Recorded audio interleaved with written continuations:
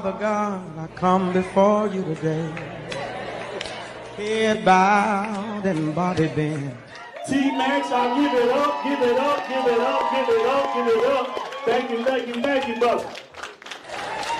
Lord, I want to thank you that last night my bed didn't become my cooling board.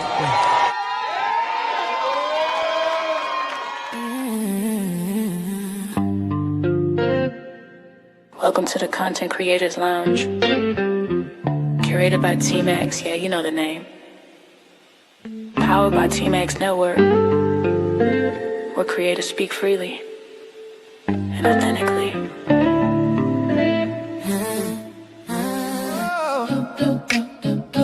Oh yeah, oh yeah.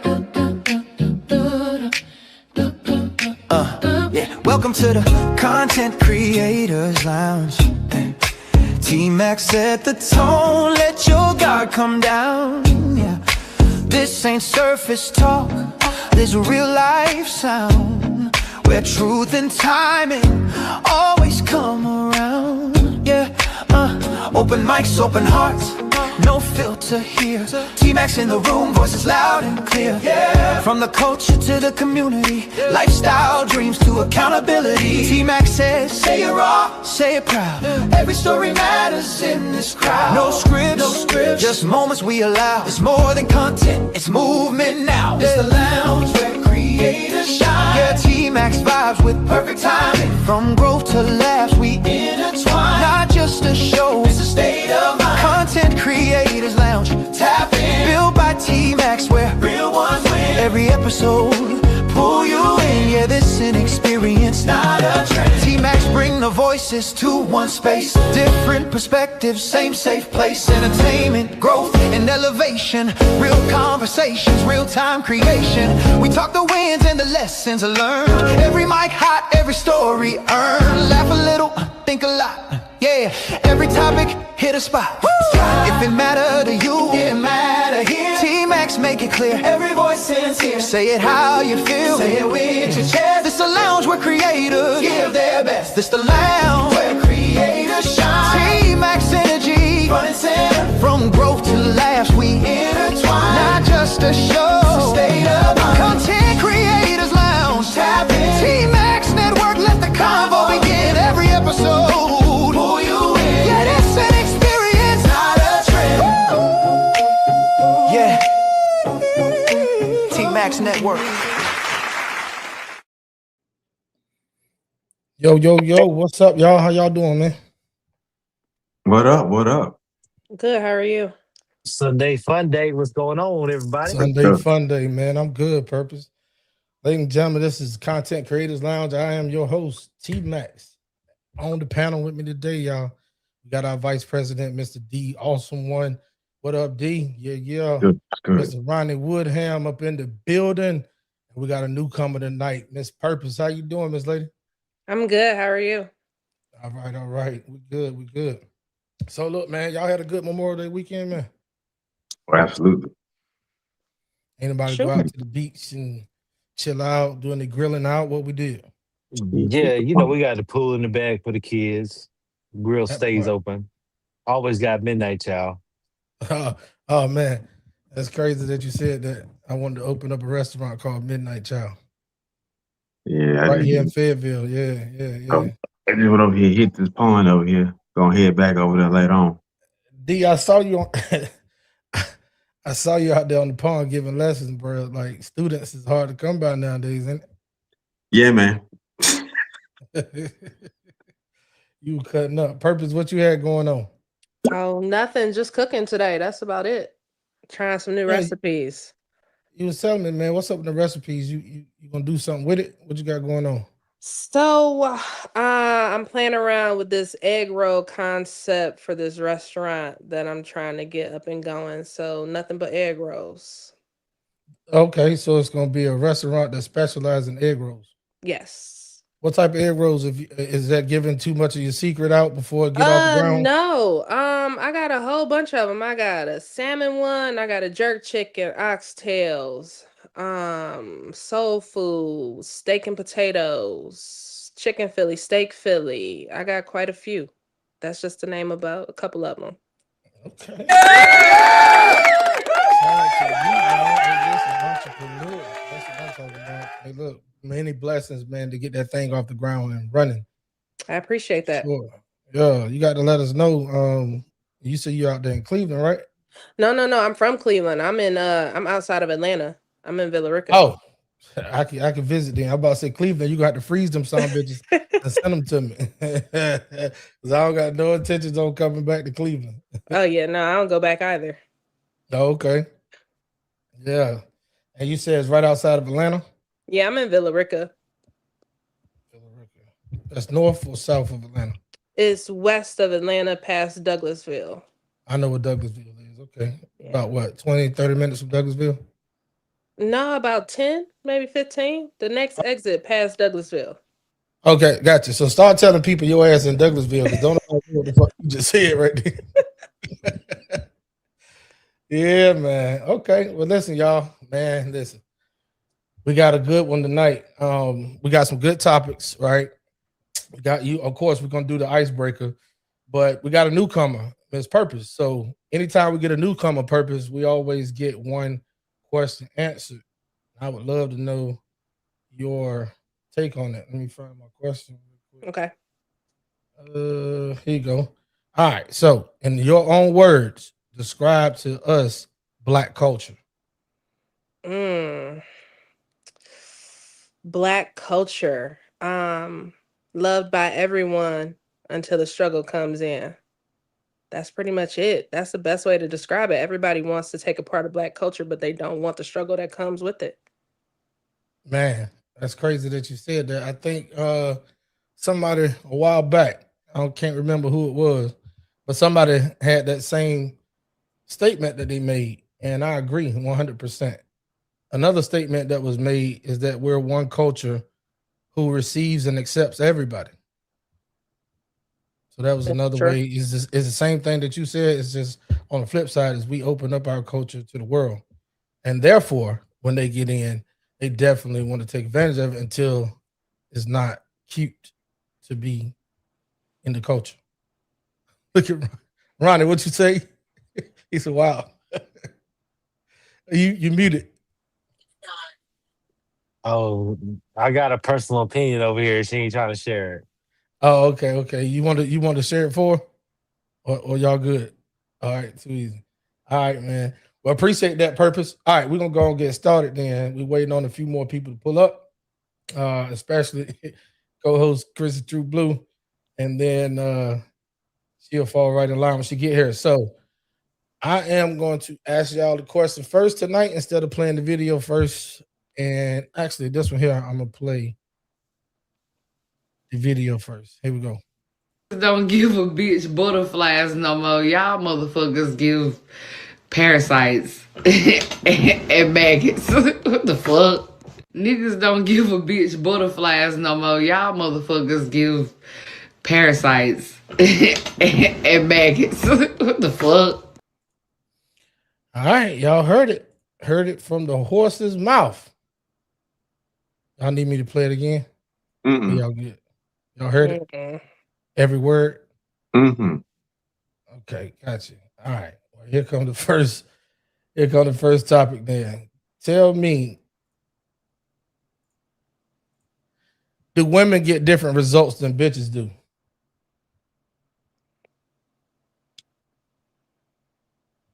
Absolutely. Explain. I mean, I don't know about her. I still get butterflies. Maybe it's the type of man she's attracting, or maybe it's the type of energy that she's putting out there, that's what she's receiving. Okay, gotcha. Ronnie Woodham, go ahead and unmute your mic, man. Tell us what you think. Women versus bitches, absolutely. They still getting butterflies because we not giving a fuck about bitches. We're not gonna give them that type of energy. But I'm always looking for a way to give my woman a butterfly. I'm always looking for that. Now, whether she get it or not, I don't know. It might be once a year, once every 2, 3 years, but it's gonna pop in there So yeah, women get it more than bitches in that aspect. Gotcha. D Awesome, go ahead, bro. What you think? I already know it's diabolical, but we use the term loosely because I don't know too many people that use it more than bitches do. Then I do. So here we go. I'm gonna go the opposite way. I'm gonna say absolutely not. They're not really getting butterflies as much as anymore because the women are standing in too much of agreement and alliance with the bitches. They're doing the same dances, they're wearing the same makeup, they're wearing the same hair, they go to the same places, they even like the same kind of people and men. So no, you shouldn't get no damn uh fucking butterflies. You're supposed to get parasites and maggots when you go to the bottom of the hinges of the swamp or keep drinking dumpster juice and calling it tequila. So absolutely, you're supposed to be infected. Yeah, you walk into a cesspool, you become part of the cesspool environment. I'm not trying to be divisive on a battle of the sexes type of situation, but I always tell women, you want to be something a man has never had, be yourself. You know what I mean? You don't want to be from Houston, Texas, and meet somebody from Vermont, and before she opened her mouth, you've already met this person 115 times because you see so much of the exact same characteristics that has been repeated through recent history. So yeah, I'm gonna be that guy. Gotcha. Hey, Chrissy, My you got to rotate your camera instead of just your screen. Yeah, I'll do that. real I'll do quick, that. while You she's got an allowed in iPad or that, you on your phone? On my phone. You know how you pull the little thing down to get your widgets up on the screen? Pull that down and hit that little lock button. You should see a button with a little circle with a lock in it. It got like a rotation around it. Mm-mm.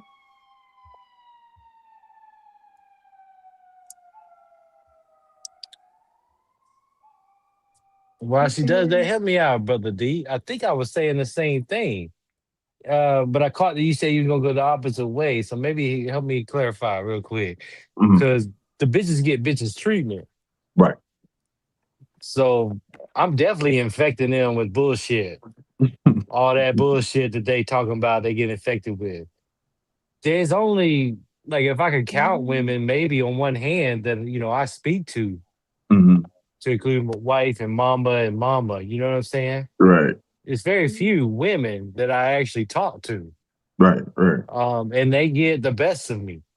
But the Right. other bitches, oh yeah, they don't know what's going on because I'm giving them whatever. I ain't got nothing for them. Well, let's be honest.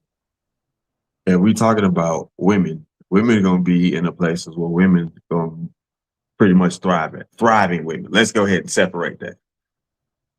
We got all kinds of women out there. We got good women, bad women, trash women. They're all women, right?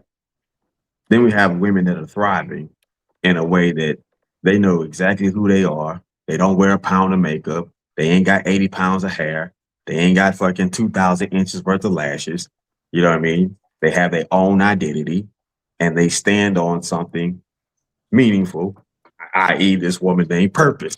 They have a purpose out here of the type of woman that they are, right? So when you have Hold on that, 1 second, D. Hold on. Hey, Chrissy, that light is a spotlight right now. I'm not Like, gonna sit in the dark. no, turn away from the light. Like all you do is turn your phone. There you That's go. my Or come room up. light. Okay, gotcha. All right, Jesus, go ahead, D. sad. The difference is going to be the environment that's going to foretell the outcome of a situation, right? Women are agreeable even in the midst of being disagreeable, right? Because you can have a difference of opinion, but a woman and man of certain thriving standards is going, no, I hear what you're saying, I understand completely, and then boom, that's going to be the end of it. But a bitch, you ain't going to have that. You can give all the facts right there in front of her, not going to be receptive to it. That's just going to be an issue. And once you say, listen, I'm over it, and they still going to try to push the issue, Like, yeah, it's over. You not finna turn blue, no more blue than what it is. Mm-hmm. Yeah, so Chrissy, you just pulling up. I'm gonna play the video since it's a short one. I'm glad you got here before we got to a long video. But check this out. Here go the video that we breaking down. Don't give a bitch butterflies no more. Y'all motherfuckers give parasites and maggots. What the fuck? Yeah, so that's the video right there that we breaking down. And the question that we got posed to the panel right now is, do women get different results than bitches do? And we're using the word bitches because that's what she said.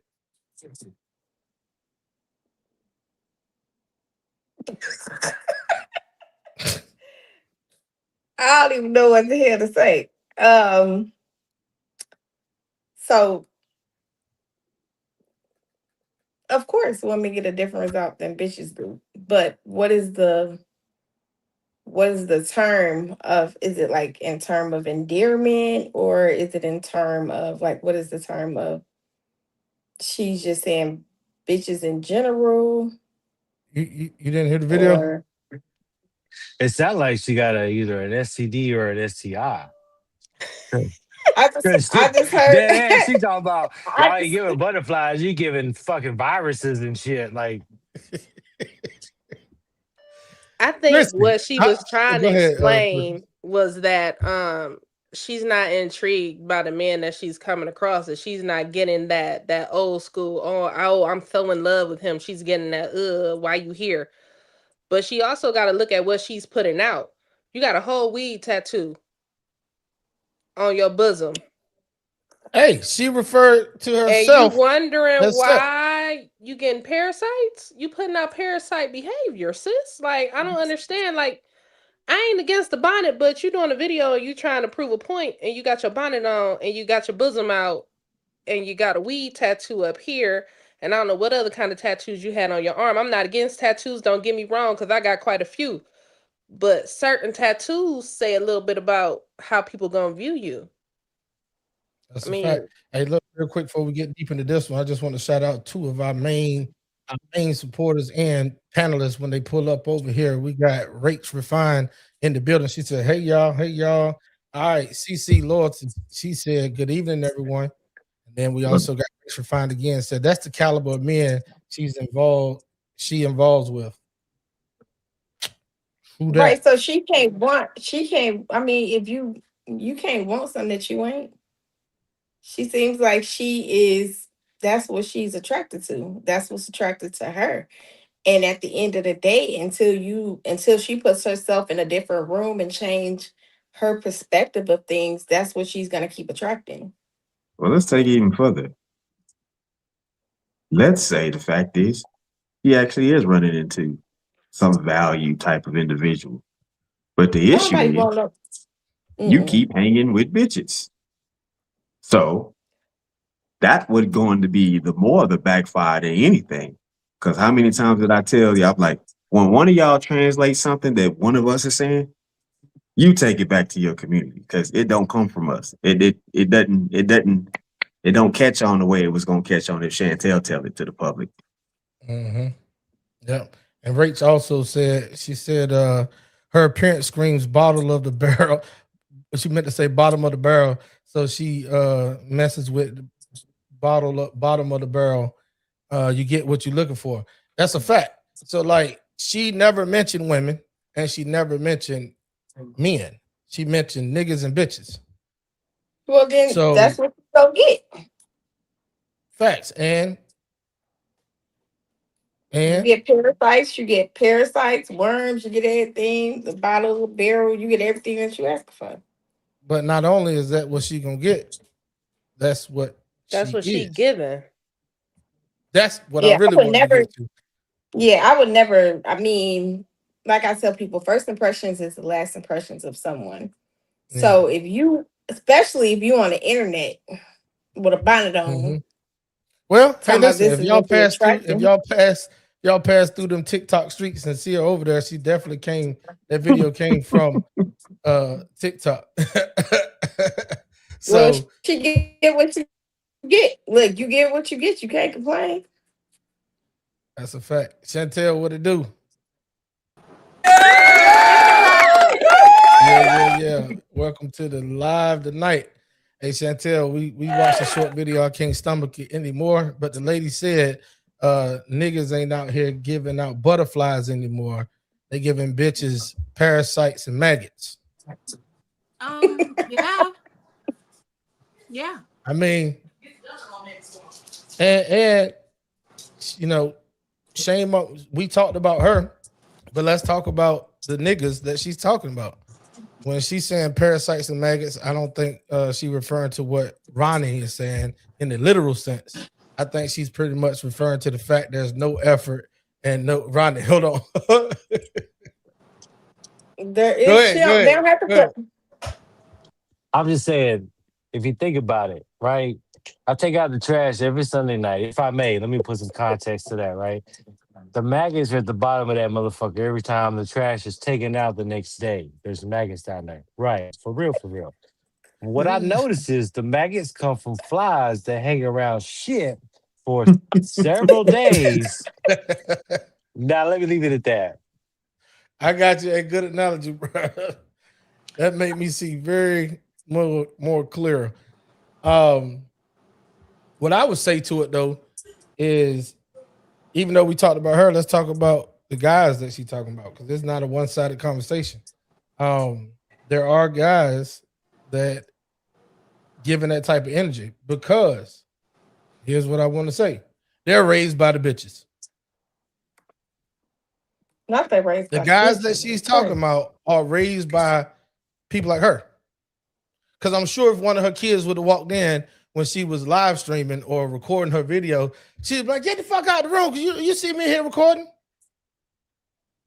So then that little son bitch grow up and he tell his new chick, "Get the fuck out of the room. Don't you see me here recording?" That is crazy. So I just think that the blind leading the blind. I don't think it necessarily only has to deal with how they're raised. It's what women or bitches, as she said, are accepting. It's too many men out here that aren't doing what they're supposed to be doing because it's somebody out here accepting them for what they are, accepting the bare minimum. So if you keep accepting the bare minimum, when you come across somebody who wants more than that, you don't know what to do. So of course you're gonna get her parasites. Because you don't know how to handle a woman like that. But she's not getting that because that's what she putting out. So she gonna keep getting parasites and all that other foolishness because she not about to get, as they say, a high value man. She's not a high value woman. She's not even close to a high value woman. She don't even carry herself like a high value woman. Because it could have been a whole nother way to address that conversation without saying niggas and bitches. She could have changed that whole conversation and put a positive spin on it, or a more appropriate spin on it. The language wasn't necessary. Chrissy, you was about to say something? Yeah, I mean, she wasn't even talking. I mean, first of all, you have to remember, people gonna go by what you represent and what you show them. So what she was showing is she's getting what she attracts. Yep. And if she's For in purpose, the I'm gonna room, address something that you said though. Go ahead, Chrissy. What you about to say? I was saying if she in a room, I mean, look, it ain't no telling where she goes to. Like, you ain't going where high value people are. You're going where bottom of the barrel, ghetto people that get on bonnets and everything else is there. So she gonna get what she get. Yeah, but purpose, you said something right there that made me think though. You said you started off by saying it's not necessarily how they're raised. It's about what she's attracting. Is that what you said? I honestly don't remember what I said. Yeah, because I said that the guys that she's getting are raised by, I want Because I don't think it's always how they're raised. Because I got some cousins who are raised by quality women. Like my aunts are quality women, but they just took a different path because they didn't have to step up. Okay, and be so let me high ask you your value opinion. men. They had to, Let me ask you they your were able to opinion do real that. quick. Mhm. Let me ask you your opinion. Do you think, because you just said one way that quality women raised, and you're using a small sample size based upon your cousins, but I'm gonna ask you this. I give you grace on that, but do you believe that on the flip side of that, because you said quality women raised some guys who went left, right? Right. How many children raised by chicks like that do you think turn out to be quality men? Oh, probably not. They haven't seen it. So See, I'm not gonna say a lot. I'm not gonna say it's not a possibility, because it is definitely a possibility. But for the most part, you're gonna do what you see. A small possibility. But you're gonna see, you're gonna do what you see. If that's how my mother was raised, that's the type of woman I'm gonna go look for. Because that's what that's what I'm used to seeing. But you said you're gonna do what you see, right? Right. So then your cousins who didn't do what they saw from those quality women are the very minority of Oh yeah, absolutely. Absolutely. Yeah. I just want the They are audience the outliers. to know. Yeah, they're definitely the outliers. They're the embarrassments, if you want to put it like that.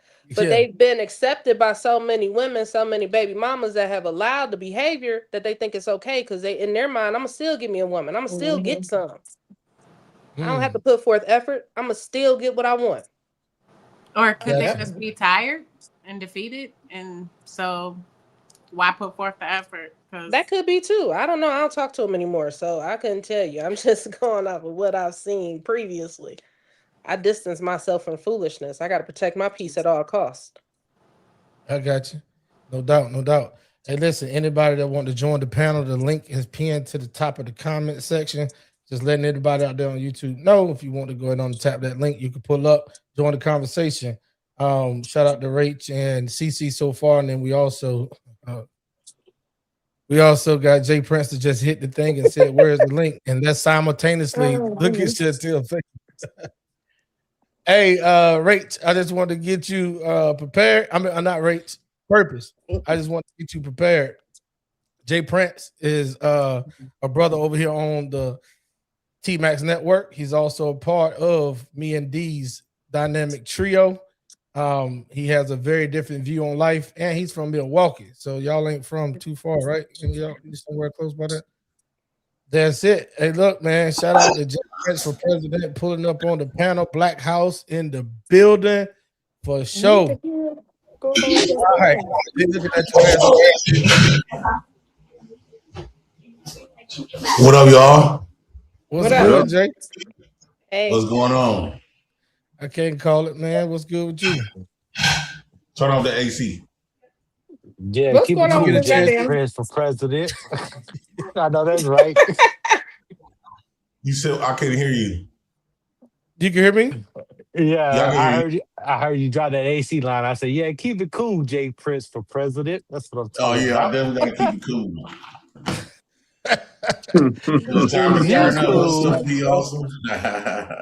Yeah. All right. So Jay, you came in late. You saw the video that we're going off of? Nah. We're gonna pass. All right, you're gonna tap on this one real quick, and then we're gonna move on to the next topic, because this is just the icebreaker. Let's go ahead on to get this established right now. Here you go, Jay. Don't give a bitch butterflies no more. Y'all motherfuckers give parasites and maggots. What the fuck?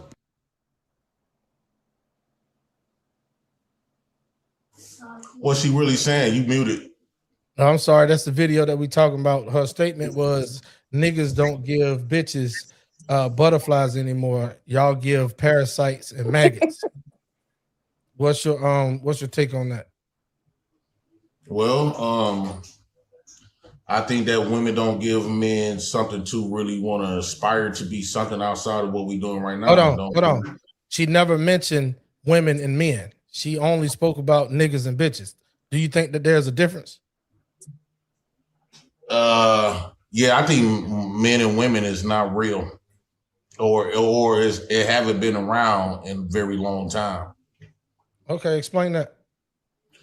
Okay, I think that what we so-called women and men, I think they was fake.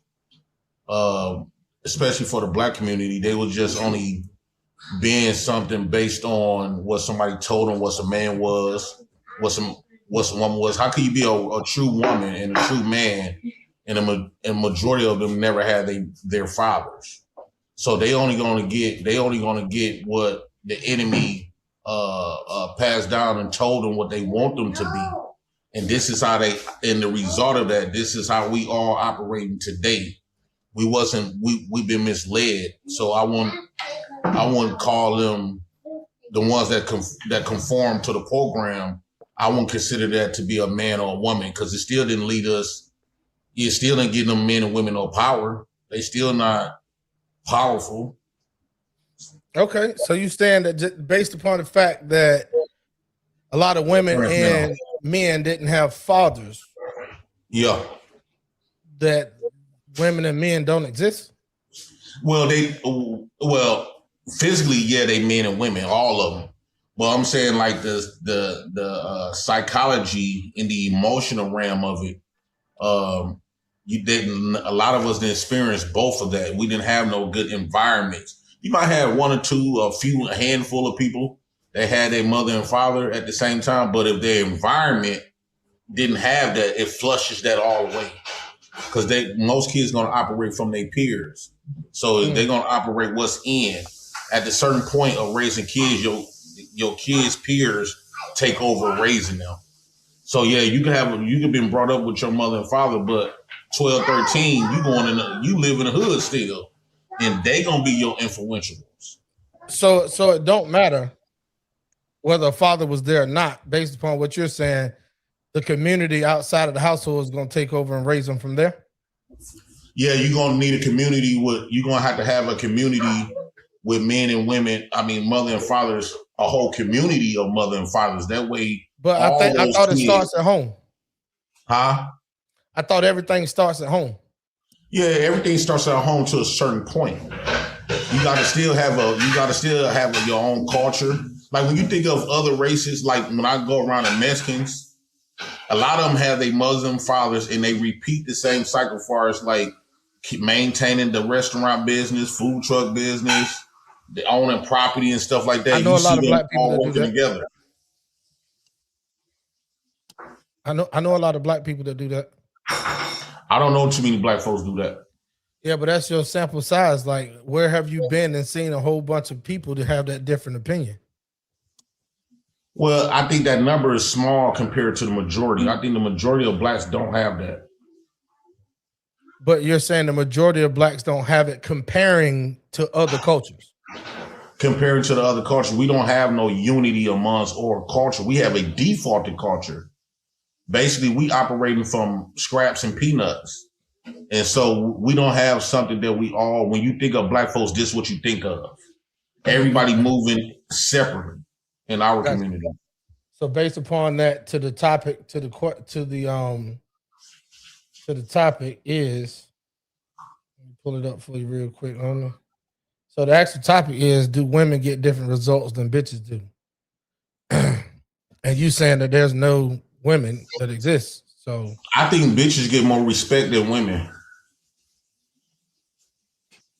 Anybody got, hold on before you explain that. Hold on before you explain that. Anybody got anything they want to say towards his last statement? I think the difference is so significant. There's more bitches than women. Right. That's a good one, Ronnie. I would have to piggyback on, bro, because like I say, it's post 1997. I mean, obviously the tide is apparent as to what is rather be chose of characteristics than others. Now hold on. Now watch how I flip it on you though, D and Ronnie. Based upon what Jay Prince said, is that outside of the household, they're running into a community that's taking them and raising them from there. So if y'all are saying that there's more bitches than women, now we got 3 women up here. I kind of saw Purpose head going north-south. Do you agree with that, Purpose? That there are more bitches than women? Uh-huh. I agree. Okay, Chantel, she said yes. Chrissy? Oh, she said yes. All right, so D and Ronnie, here's my flip side to what Jay Prince said, then we're going to move on. If there's more bitches than women, and Jay Prince said that once two people, mother and father, could raise great children, but the community going to take them from there outside the household and raise them, then who fault is it that there's more bitches than women that's running around out here? I would lead with the equation's wrong. The variable is not the community, it's society. And that would be the reason why. There's more bitches than women because society is raising them, not the house Well, or the community. well, doesn't multiple communities make up society? No, when I say society, I mean social media. Which are people that live in communities. That communicate online only and not with physical contact or direct eye contact. Gotcha. Because that's So the what wave, changes the level of humanity, which the increases the wave of social raising. media has Right. ruined it for everybody. Okay. Because I was about to say it. So let me ask this then. I got to be double sided with it. So y'all think there's more niggas than men out here? I mean, I wouldn't even They call them bitches niggas, too. to be honest. I would call them bitches. That's what I said. They bitches too. They have periods more than we do. Fellas, anybody Yeah, else? especially when they was raised from a bitch. So they only projecting criminal activity. It's almost like a thug. Thugs, there's more thugs than men, and there's more bitches than women. They more impactful. You got women and men trying to emulate the bitches and the thugs and the niggas. So that goes to show you the power dynamic. The power dynamic is Cardi B, Jay-Z. It ain't Mrs. and Mrs. Kevorkian or Mrs. Dillon. It ain't none of that. Don't nobody give a damn about them. So you got the nerves and the nerves from the woman's side and the man's side trying to emulate them niggas or them bitches. Oh man, that's right. I And would, D I also would, wants letting everybody know to like, comment, and subscribe. Hit that subscribe button, man. Drop your comments in the comment section. Go ahead, D.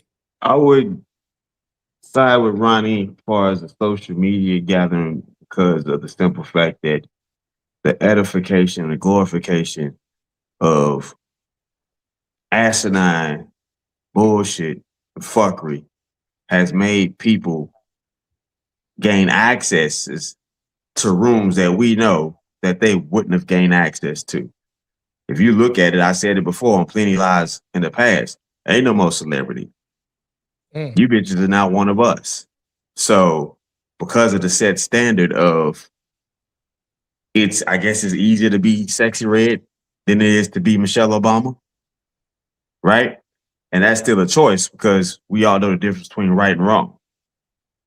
And you may not be as elegant as Michelle Obama, but you have to be able to present yourself as that light. Because ain't nobody gonna run up on Michelle Obama. Hey, that ass fat, you know what I'm talking about? It's a mid first lady limit, you know what I'm saying? Even in the most ignorant way, you're gonna have some kind of dignity about yourself when you present yourself to this lady. It's the same thing for her husband. You ain't on Barack, my man, folks, president, I fuck with you. You're gonna have some kind of dignity about yourself when you come about these people. And I'm not just talking about them, I'm just talking about how the character that isn't highlighted versus the first ignorant chick that's out here throwing ass and just happen to have a degree. Oh, this is life. That's goals. Really? Okay. And maybe it is goals for you.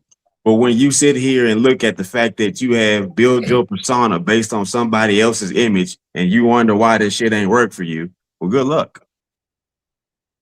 True that. All right, we're gonna go ahead. I would say that Michelle. Oh, my bad.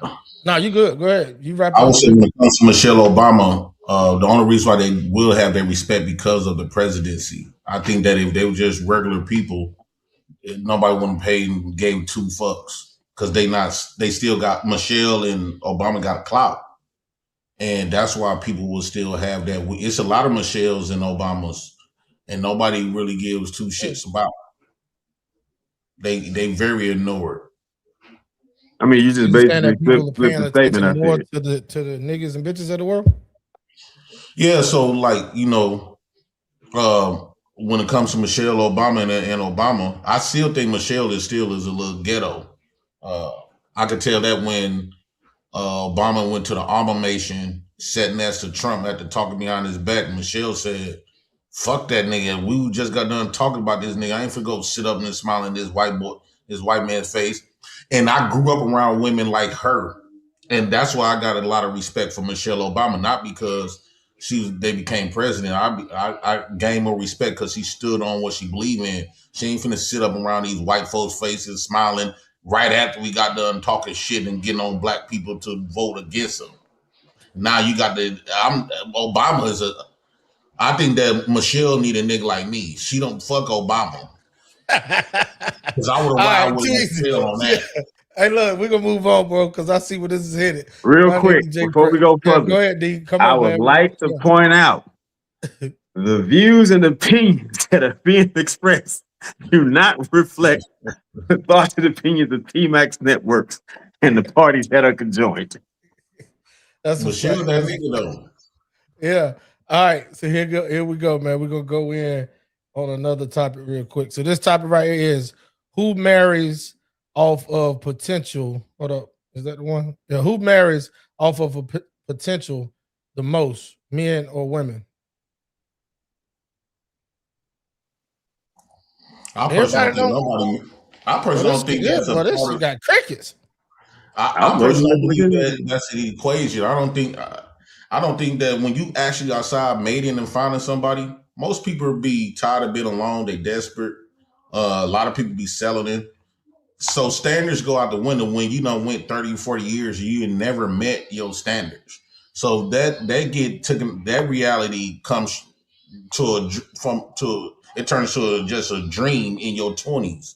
I think that people just be happy if they could just find somebody that'll vibe with them, that'll be there with them for however long it lasts.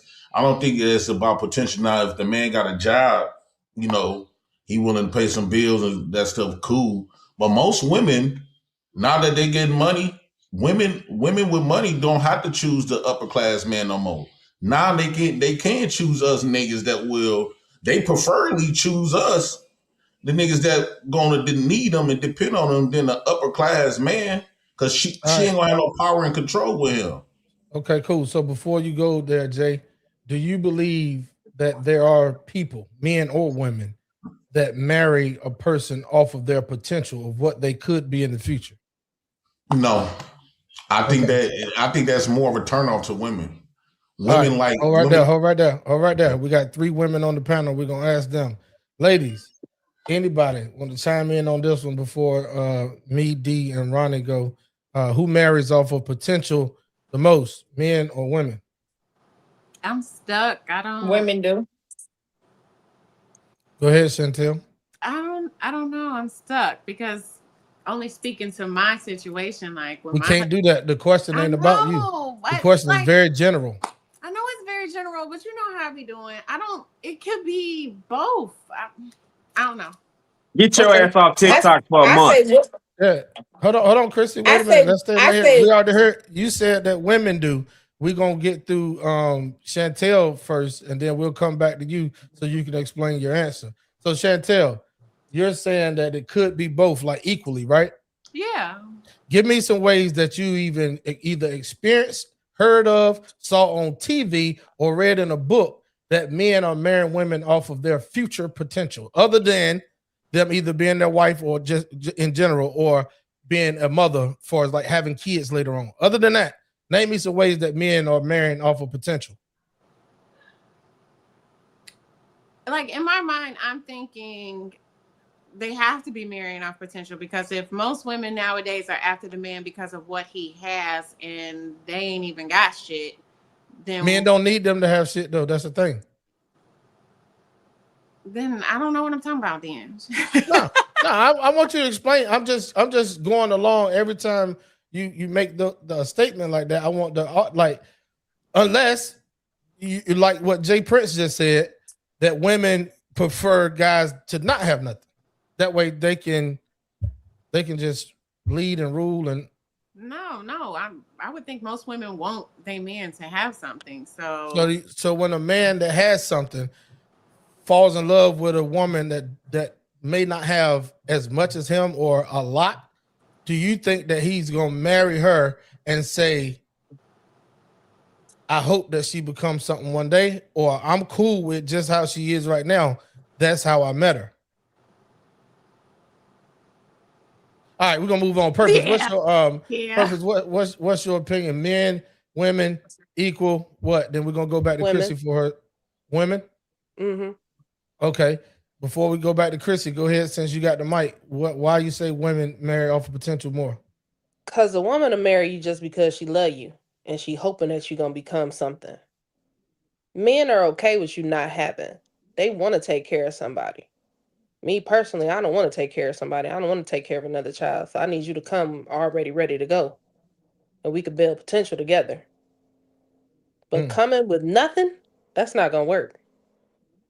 It's not gonna work for But me. I coming can't do potential. that's contradiction. That's contradictive. What you just said though, because Coming to me with nothing, you hold have to up. have something. But you So you said can't women. come I ain't based on saying. So potential. we ain't saying like you going out there and letting a homeless guy that has nothing but freedom come into your life. But nothing is subjective. Right. I think women are more willing to be with someone on the hopes of he's gonna get it together. He's gonna be Potential. something. I'm gonna help him get there. I'm Mhm. not saying that's me, because that's not me. Like I want you to Yes. come with something. You don't have to be where I'm at in life, but you got to come with something. So But a you're lot of willing to. women are okay with potential. Like he may not have it right now, but I love him so much, I'm gonna help him get there. I don't have help in me anymore. So you're willing Not that kind of to. help. You're willing to be with a man that doesn't make as much as you. He can make less than you. Yeah. Okay, cool. Chrissy True Blue. Well, you said yes to the women being more. So women fall in love with the potential, right? And the reason why women fall in love with the potential is because in our head we have this made up man that we want. 9 times out of 10, we probably won't find that person, but we're willing to say we'll have hope, basically, and we're willing to give them chance after chance because we like he has potential, and they can see their self being with this person. Gotcha. Ronnie Woodham and Jay Prince and D. We're gonna pause on our answers until after this video. Think about that and be mature about that. Because I was like, hey, marry who I want. No. But let's think about when I went back through the relationships I had been in, a lot of them was because I could, not because that's who I wanted, because I picked something that I could deal with and make up this man and build a man and then go along with it. But in those men that would not commit, those men that stayed in those situationships, he wasn't bending. I don't care what trick you do. I don't care if you swing from the chandelier, cook, clean, whatever it is. It don't matter because whatever it is he's looking for in a wife, if you don't have it, you won't get a ring. He gonna peep it. He gonna peep it early. Early on. And he gonna give you years to They know change it. early.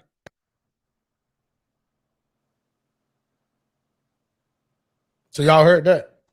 She kind of speaking to my point. Facts. That's why I wanted to go to you first. Go ahead, Jay. Explain what how you want to break that down.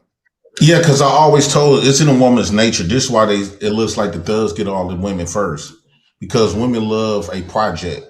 Women love to build. If you say put together man, got everything together, she kind of will envy you. You're not too much of excitement to her.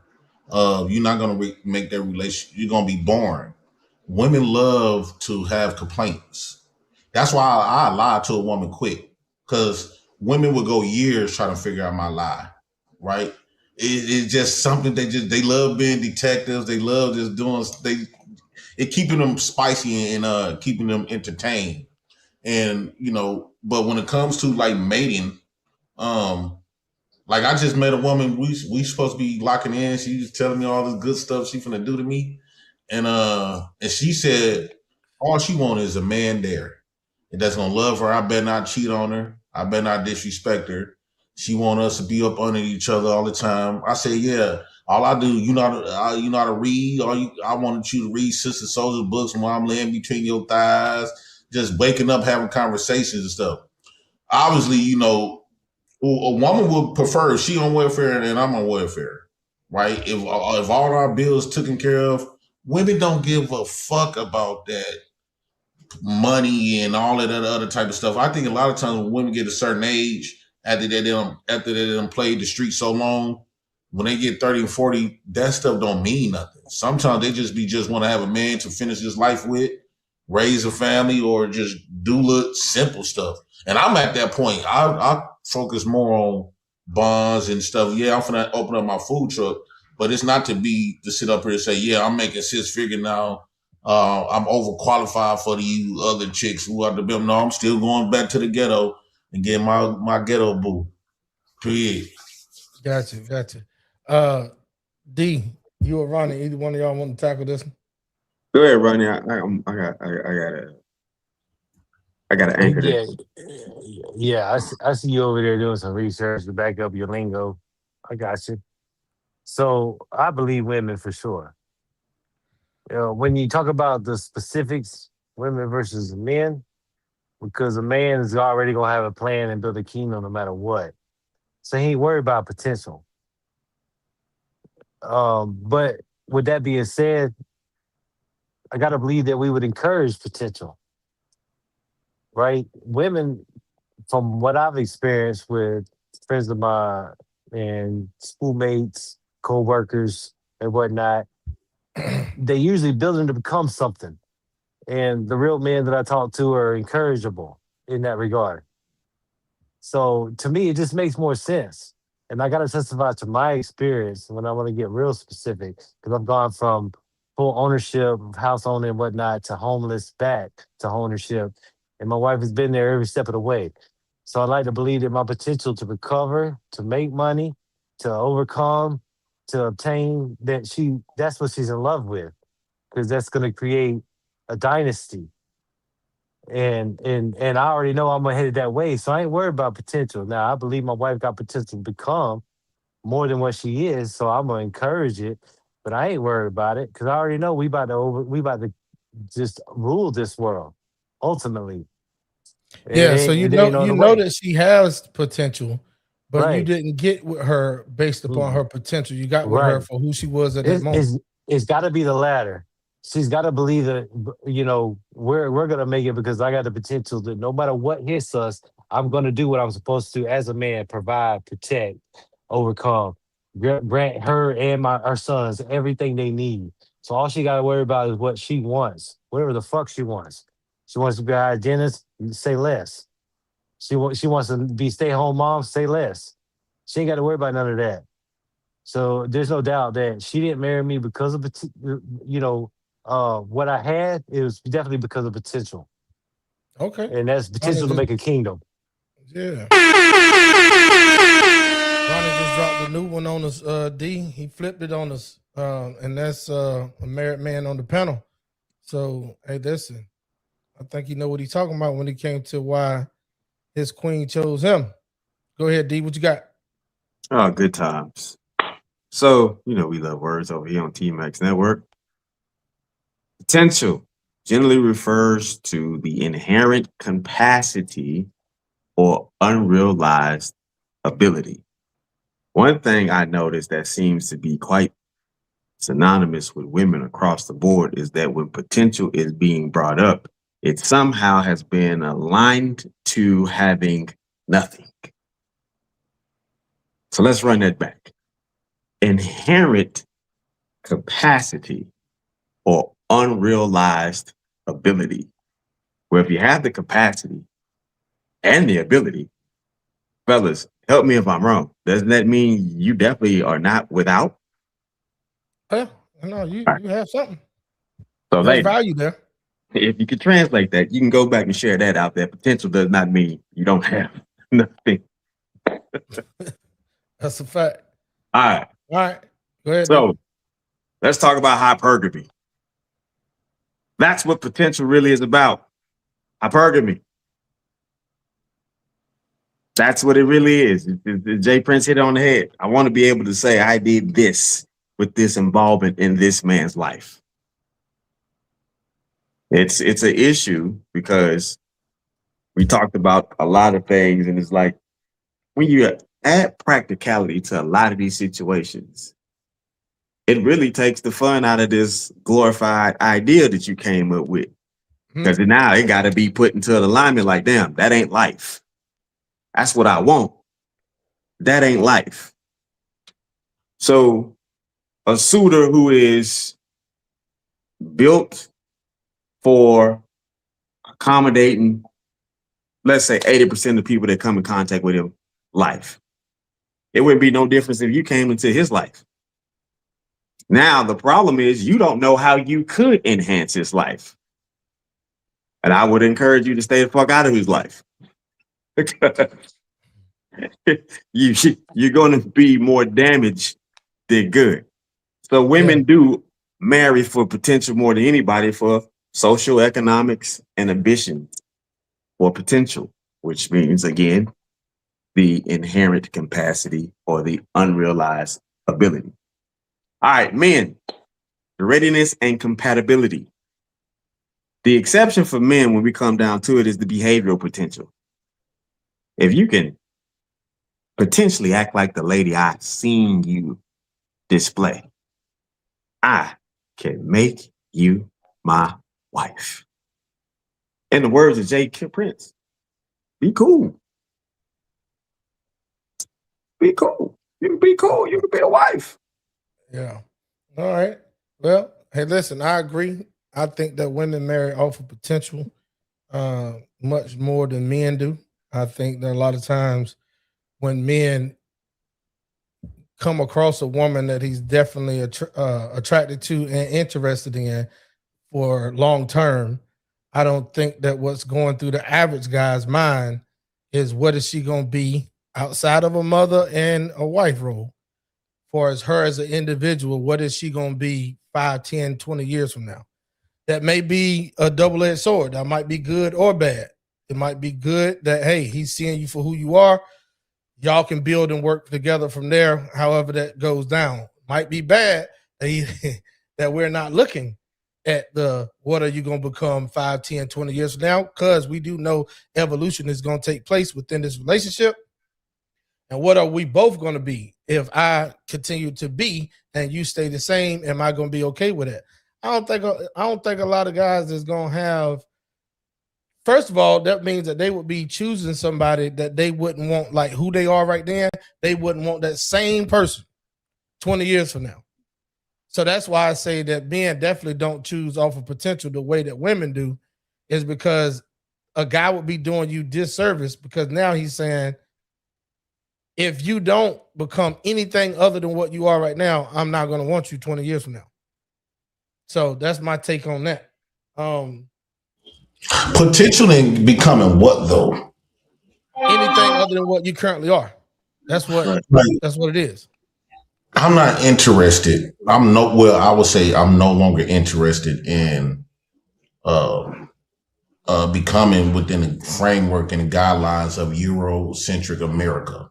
The careers and the stuff that they say we could be and stuff like that. If I can't all the way be, if we can't have a black guy, a black infrastructure, a black military, a black education, a black anything that represents me, I no longer want to participate in a white man's his society.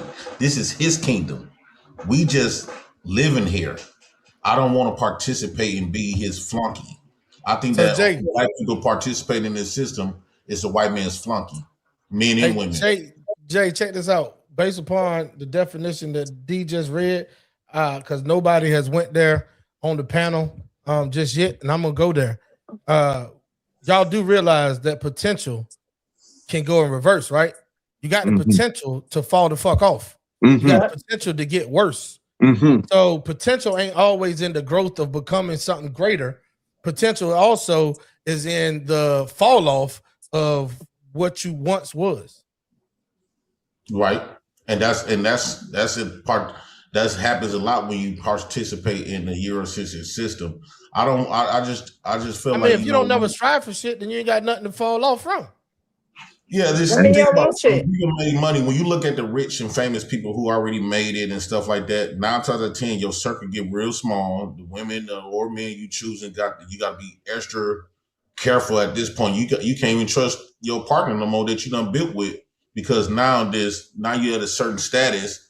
I think that we chasing a ghost, and I think that it's not designed for it's not. It really ain't meant for us. So what are you going to tell your girls to do in life? I just got that question. Like, what? How are you going to tell them to do, or are you going to tell them to? What's that? What's that? Somebody got. Oh, find a man.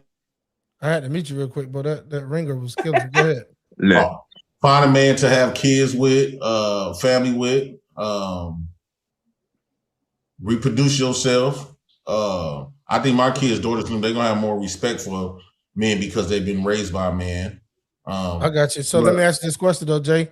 And I hate to do this, but you went there. So, like, are you saying that you would want your daughter's worth is going to be in finding a man? That's what he's saying. Because now I'm about to ask him another question about that's how a lot of people end up going from man to man to man to man to man.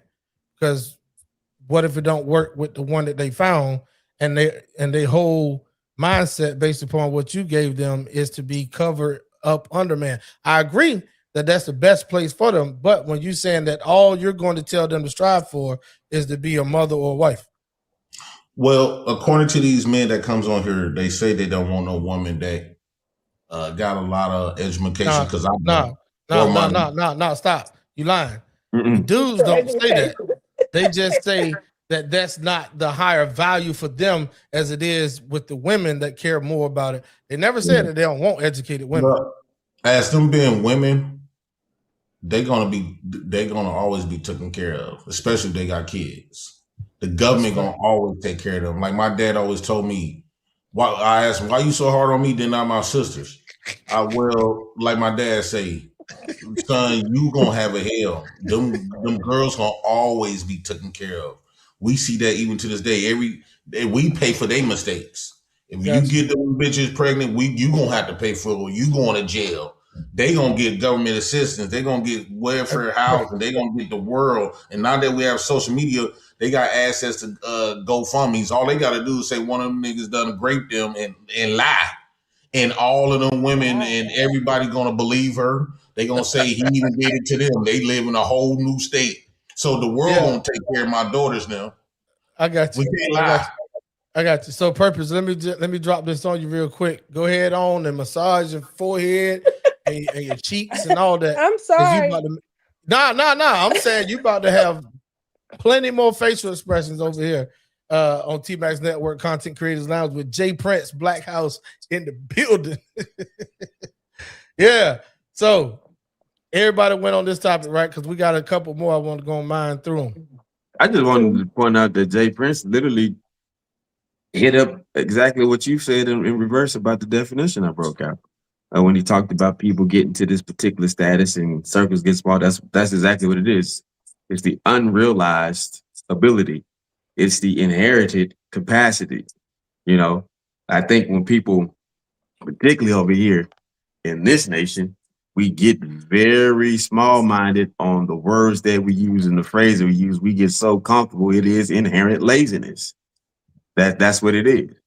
So the fact that, like I said, when the women were referring to potential as somebody who has nothing, that's not what potential means. That means somebody has nothing. But the alignment and where they come from is from so many women who said that they got with somebody they saw with so much potential. Everybody has potential.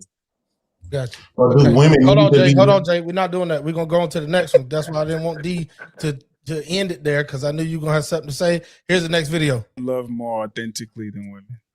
Huh? Oh, this is what I mean by that. You said say that again. I said I think men love more authentically than women, and this is why. I can agree, but go ahead. Before you say your spiel, I'm gonna see where you're going with it and see if I'm feeling where you're going from. You've heard me say it before. Okay, because women, we can find and look and figure out how to love somebody. Mm-hmm. We can love your potential. Mm-hmm. We can love what you're going to become, or we're gonna make you. Correct. But when a man falls in love with a woman, he pursues her with a vigor like nothing else. No. When he's in love with that woman, that is his love. That's where like he's focused on it. But us, we can find a way to love anyone. No. Yeah, we will love some potential. We've done it. We've done it before. I've done it before plenty of times. I love what they will become. When we say we love somebody, because our feelings are so a part of our makeup that we jump into it. With a man, it's hyper focused. When it's that woman, boom, he's in it. Okay, I'm breaking down for you. Oh, well, break it down then. Break it down. What you got? And it brought me back to when y'all heard this saying, a man marries who he wants and a woman marries who she can. And I heard that and I got upset and I was like, wait a minute, what you mean? But when you think about it, a man is very solid on his boundaries when it comes to his legacy and giving his last name. Yep. Now, having a girlfriend for years, whatever he does with you for years, but when it comes to his last name and his legacy as a wife, he don't bend on his boundaries. Us as women, if he has the potential to be a good husband and we can kind of make it up and make it look like what we want it to be, we'll bend on deal breakers and boundaries in order to get a ring. Yeah, because sure. we fantasize about marriage. But a man, I don't care what you do. You can threaten to leave. You can leave. He'll be there with you 10 years if you stay. But when he gets ready to get married, he's going to marry who he wants. Starting to sound like y'all agree with me. I know where you're going with that. All right, so let me ask y'all a question before y'all deep dive into that video, and y'all keep it short and brief if y'all know the answer to this. But when that video started, did y'all see what took place? I saw you, D. I saw your face when it happened, and I said, "That's why you my brother from another mother." Because the women took over. Ladies, did y'all see what just happened? So he was about to tell them. So what happened was they took over because they knew that he was about to say some shit that they didn't want to hear. Right. So they took over and give their own 2 cents to give lead him the conversation. Give him his own answer. Okay. So then check this out though. It's something else that happened. D, I said it on your live the other night, and I say it all the time. Did you hear what the first lady that cut him off, what she said? Chrissy, I told you, you do it more than anybody I know. Did y'all hear it? Yep. Yeah, yeah, that part, Ronnie. Did y'all hear what happened? Purpose. I'm gonna ask you, with the first lady that cut him off, she said something very important, that this is how most men find themselves communicating with women.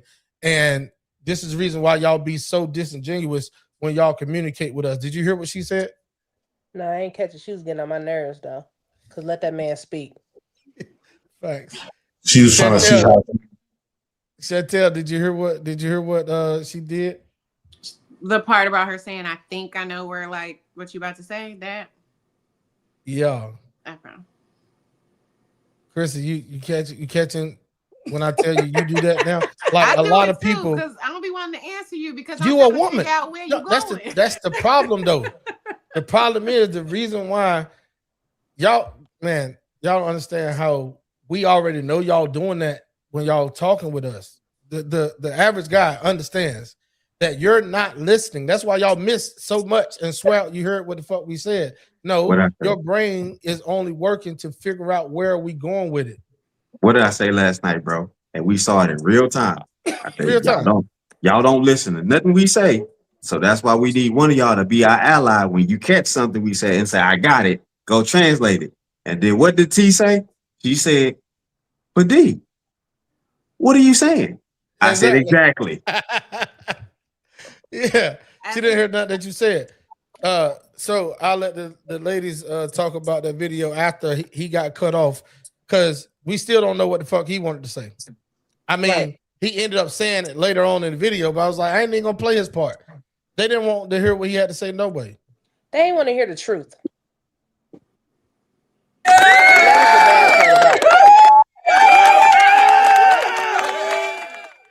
Because I mean, my grandmama told me early on, a man know what he want, and he gonna go after what he want, and it's gonna be nothing that stops him. And like she was saying, the one in the green with the frills, she was getting on my nerves too, about how the potential. Oh, I can make him into a husband. Nobody got time for that. This is not Build-A-Bear. This is not Build-A-Man. We don't have time for that. Like, come to the table with what you got and we're going to make it work. We're going to grow together. But I'm not trying to build you into what I need you to be. A man is not building a woman into what he needs her to be. He sees her potential, or he sees what he wants, and he's going for it. What'd you say, Jay? Men been building women forever. That's why I don't like the fact that y'all keep telling us what we gotta do for women, but in reverse, y'all won't do that shit for us. Y'all won't play stepmama. Y'all won't build us, but we can build you. But women, who is y'all? Like men was trained to build a bitch, right? Take care of the bitch kids, the package deal, or build a bomb H&M bitch.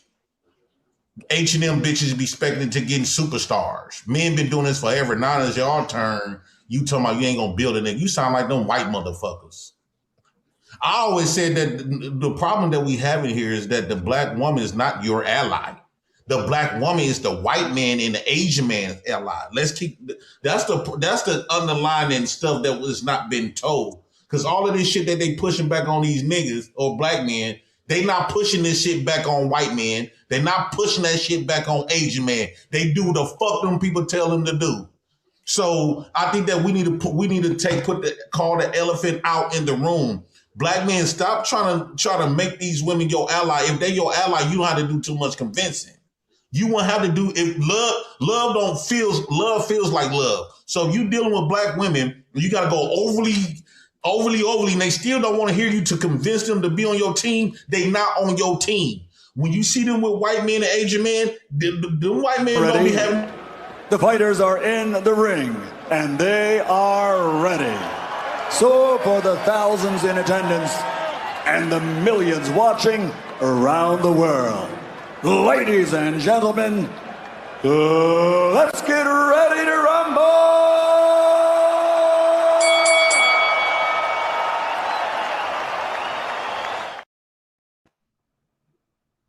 Like black men been taking care of black women forever. Like soon as that's why I say the white women degrees and the black woman degrees is two different things. Even though it could be the same degree, would make them the same amount of money. The black woman degrees is to make her feel more superior than a black man. That's it. Not no other man. It make her feel, and she'll take that same degree and make her feel qualified for other races of men. But she shit on black men all goddamn day. I don't think that I'm going to waste my time. I don't want black men to waste their time to try to convince your op just because the bitch look like you. It might come from you. That bitch is your op. Anytime you got to convince them to do the simple shit, to love you, to respect you, even listen to you, woo out the bam, or they always think about their feelings. They not thinking about, they don't give a fuck about your feelings. It's all about them when it comes to black men, right? It's all about them. It's all about her and her bitch ass kids. It's all about her and her feelings and her shit. But in reverse, because we've been building bitches forever. But in reverse, I'm not finna be building. Now that the bitch these bitches getting money, I ain't finna have no Build-A-Bear. I ain't finna take care of none of these kids. He better have that shit. Bitch, fuck you. Get the fuck on. We gonna stop creating you. Because without the black man, the black bitch don't exist. We're in your motherfucking image. All we gotta do is stop impregnating black bitches and give the babies to some white motherfuckers. The black woman will become, her whole image will fucking erase. Because you come from the black man. And I feel like if every race got their woman to get on their program and coming and born in this earth.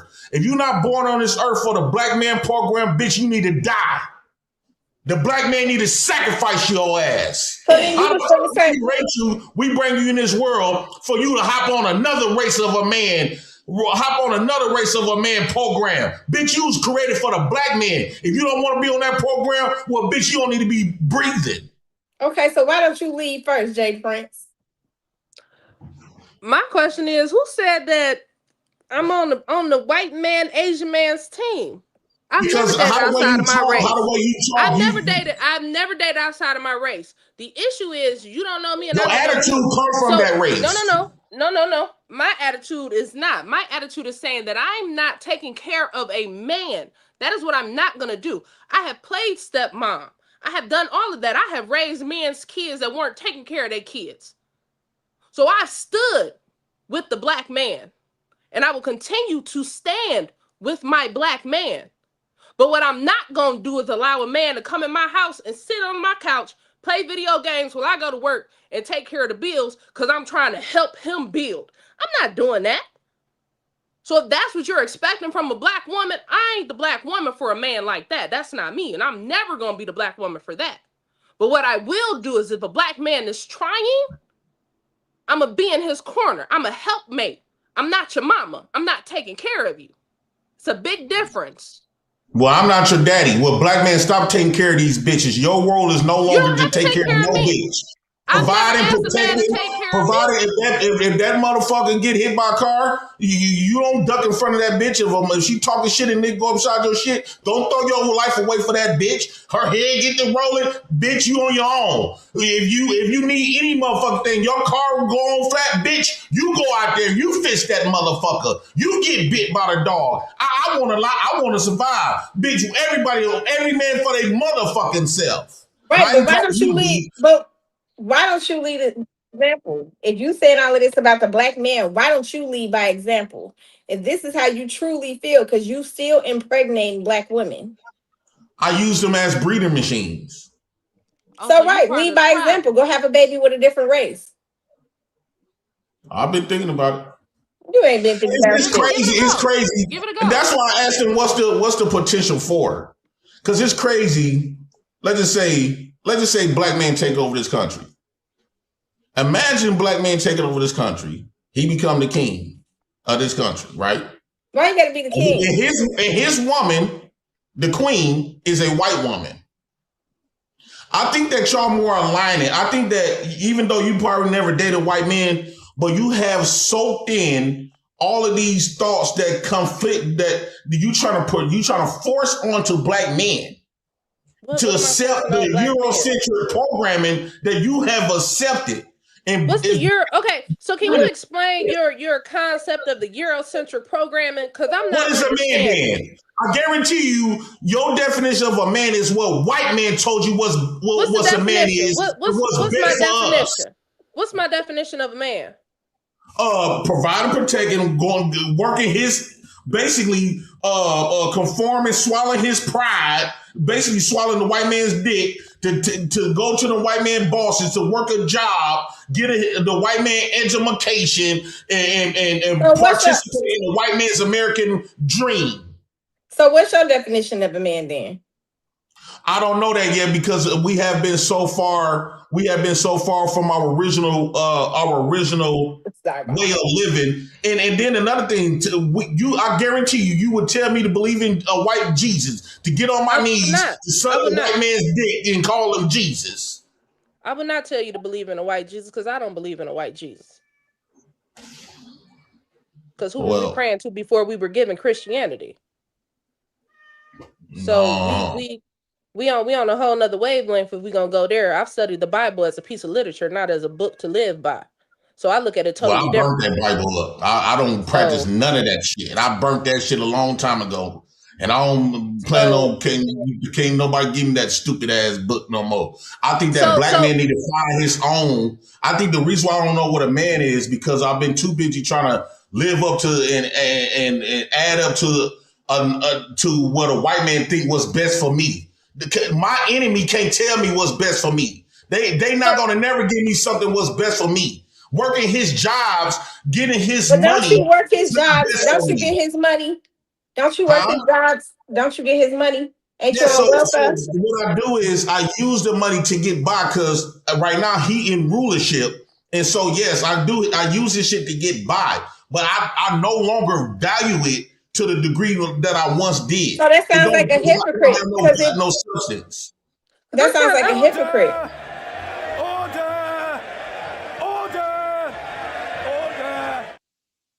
What the fuck?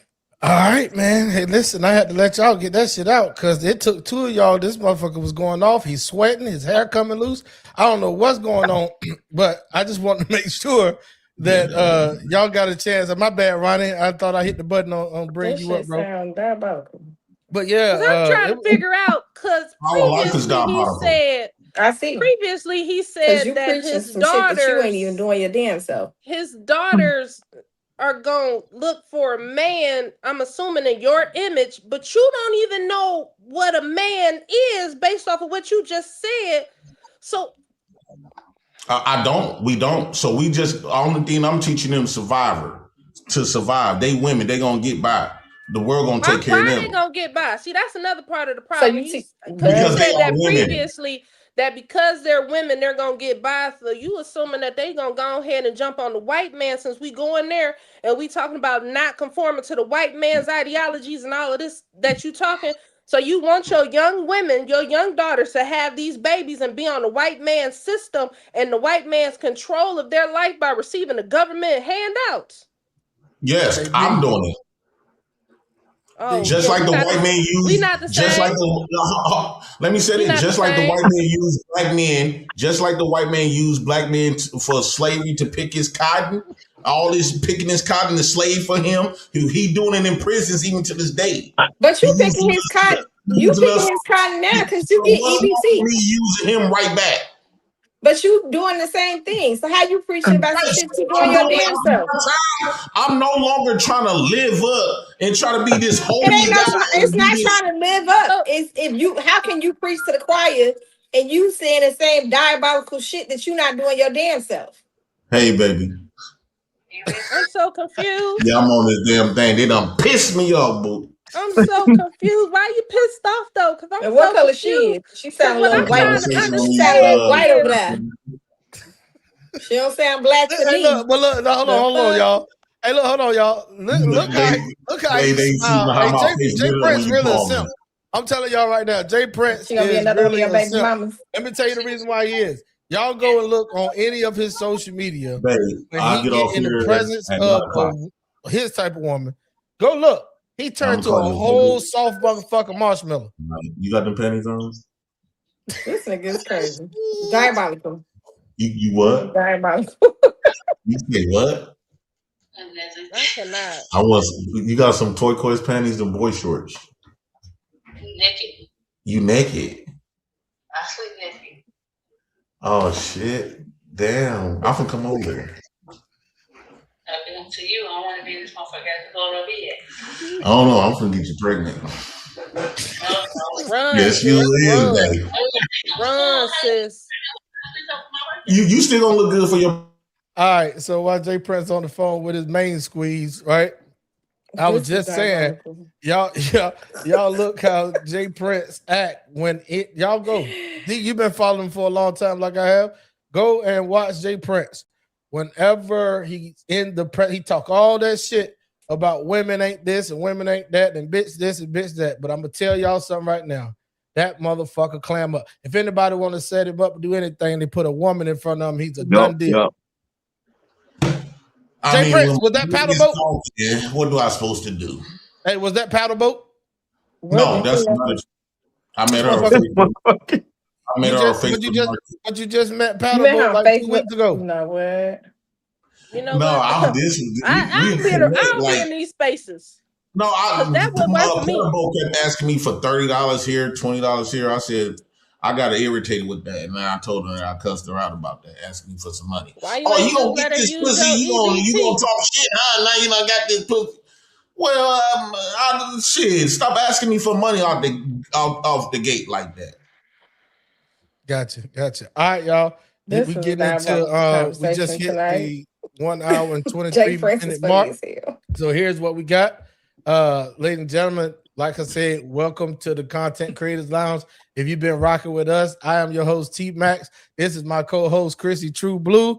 And we also got my VP in the building. He's laughing his ass off, the awesome one. And our brother to the panel, he's a T Max Network affiliate. My nigga Jay Prince for president. Yeah, we got Ronnie Woodham in the building. And then we got a newcomer, and I think she's going to come back around because I don't think that she got enough of Jay Prince. We got Miss Purpose sitting up on the panel today, y'all. What's going on? Look, check this out. All y'all make sure you do me a favor, man. If you watch this on the replay, please hit the subscribe button. Drop all your comments. Tell us at what timestamp in this video do Jay Prince, because I know he going to share it out once the live is over. And once he do, people be reacting to it all over social media because a lot of people think like Jay Prince and a lot of people don't. And then we give good content over here, so we just appreciate everybody for pulling up. With that being said, we're gonna get to one of the main topics of. Can I, before you get into that, can I ask all y'all a question right quick? It's simple. Go ahead. I need $20 from all y'all. She trying I know you fucking lying. Up, bro. I ain't getting I know you fucking lying. That Lost your residency card. You not getting $20 from me. You better call EBT. You better call down the job and family services for that $20. Cause I ain't got it. Look, she trying to catch an Uber up here. I haven't had a special time in a long time. She better walk. And I really love the chick. She need to have a special time with some money. Car. I know she got job and family services connected. I just want to. It's my birthday just passed. I ain't do nothing. I got you, bro. Look, I got you, man. Just send a little link real quick to government.com. Real quick, just send a text to that. They got you on the backup welfare program. They just put in Trump to sign the bill. You're good to go. Just send that in real quick. Throw in your social. They'll go send it to you.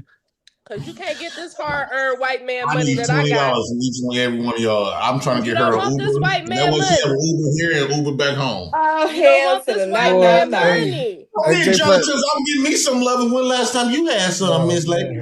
Who you talking to, Chrissy? He talking to you, Chrissy? Purpose. I'm talking to you, Purpose. When last time you had some good loving? The other day from a black man. I doubt it. You doubt what? I don't like. No shade, Ronnie. No shade. But that ain't my cup of tea.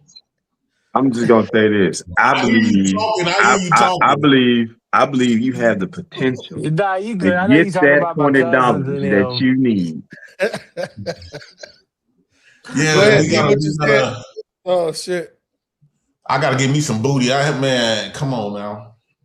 Yeah, that's what we're crazy. D, what was you just saying? Because we about to get into this next. I said I believe he has the potential to get that $20 that he needs. I mean, these women, y'all ain't gonna give me no booty, so why y'all? Come on, you right. You right. Not never. Not never. I'm sorry. She's beautiful too. Hey, look, you know your versions are beautiful.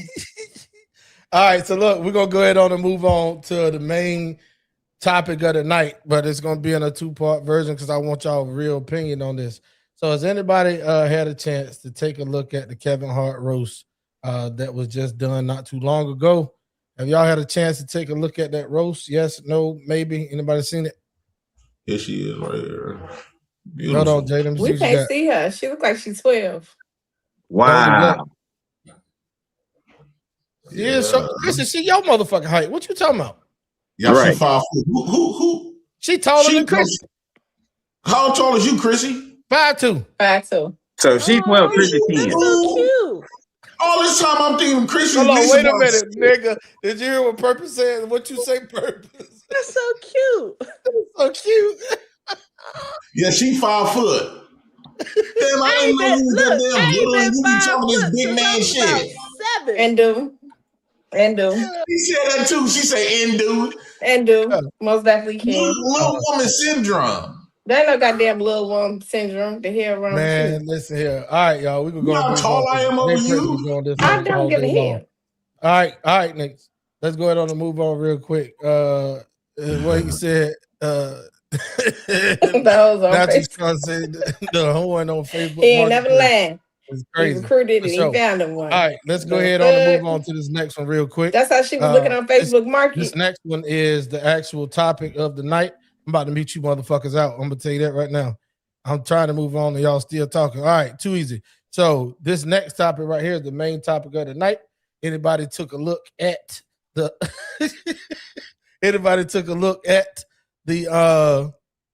roast that Kevin Hart had over on Netflix?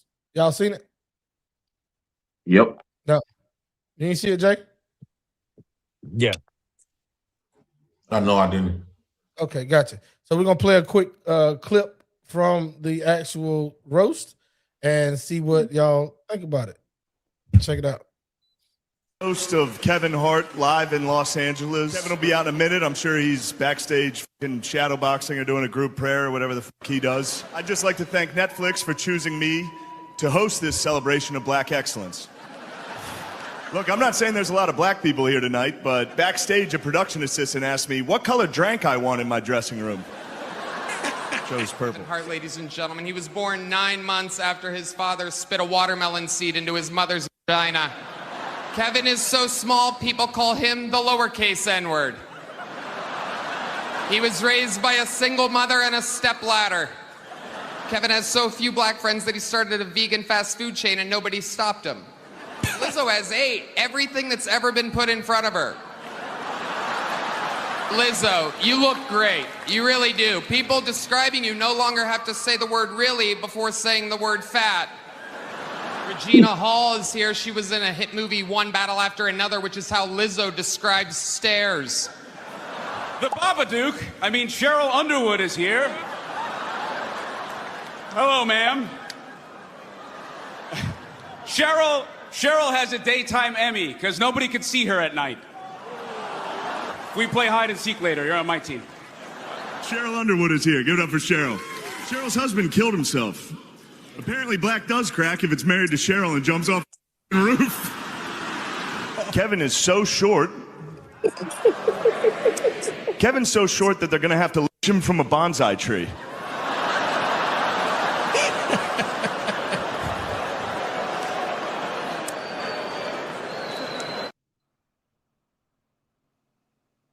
All right. So good thing that everybody's faces is okay, because I thought y'all was gonna break something on that one right there. What the fuck? That was done intentionally though.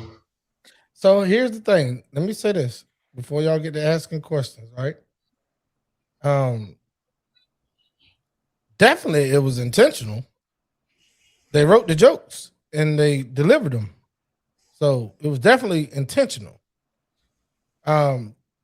But let's go around the panel and get a consensus on what y'all thought about what you just heard. Now that was a short clip that I put together. I chopped it up and gave y'all the main jokes that the media and black people and Chelsea Handler went crazy about it. Now that's a white lady that was on the panel. She went around to different talk shows, even on what's my man name that played Don King in the movie, Michael Jackson movie? Dion Cole. She went on Dion Cole podcast and she was upset about it. She talked junk about those white guys that made those jokes that people say they went too far. Chrissy, did you see the video I just played? Mm-hmm. Okay. Now, we're going to start from top to bottom. Jay Prince, you're going to be last. And let's go and start with our new panelist, Purpose. What do you feel about what you just heard? And did they go too far? That was utterly disgusting. And yes, they went entirely too far. The bonsai tree comment, you can't see Cheryl Underwood. Like, what? So hold on. Do you know what? I don't know if you do. That doesn't excuse how you felt about it, or diminish. I should say that doesn't diminish how you felt about it. But I just want to make sure you know what they do at roast, right? Yeah, I know they do it roast, but some of that stuff just was. I didn't know if you knew that or not. But that was too far. The whole lynching comment, that was too far, and it wasn't comedy. Got you. It wasn't funny. Too easy. D awesome. Well, Kevin Hart thought it was very funny. He got paid.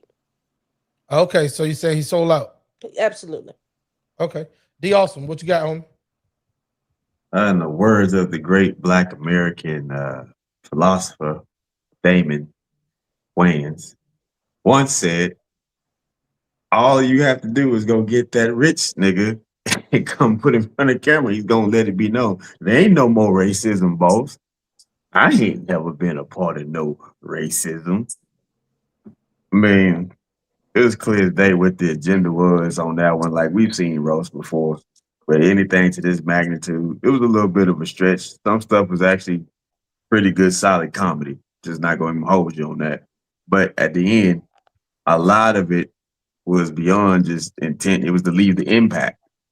It was to leave the wave, to like, yeah, you niggas is rich, but guess who you getting this dollar from? So It seems that Cat Williams should be the only person we should be watching in comedy for some odd reason. Okay. Gotcha. All right. Chrissy True Blue, what you got? I feel like that's how they felt. Like, you can speak it in comedy, but that's how they really truly feel. Like, behind the comedy, they basically saying we're racist without saying it. And we're gonna do it in a roast, and we're gonna let everybody knows how we truly feel about Black people. Okay. What happened?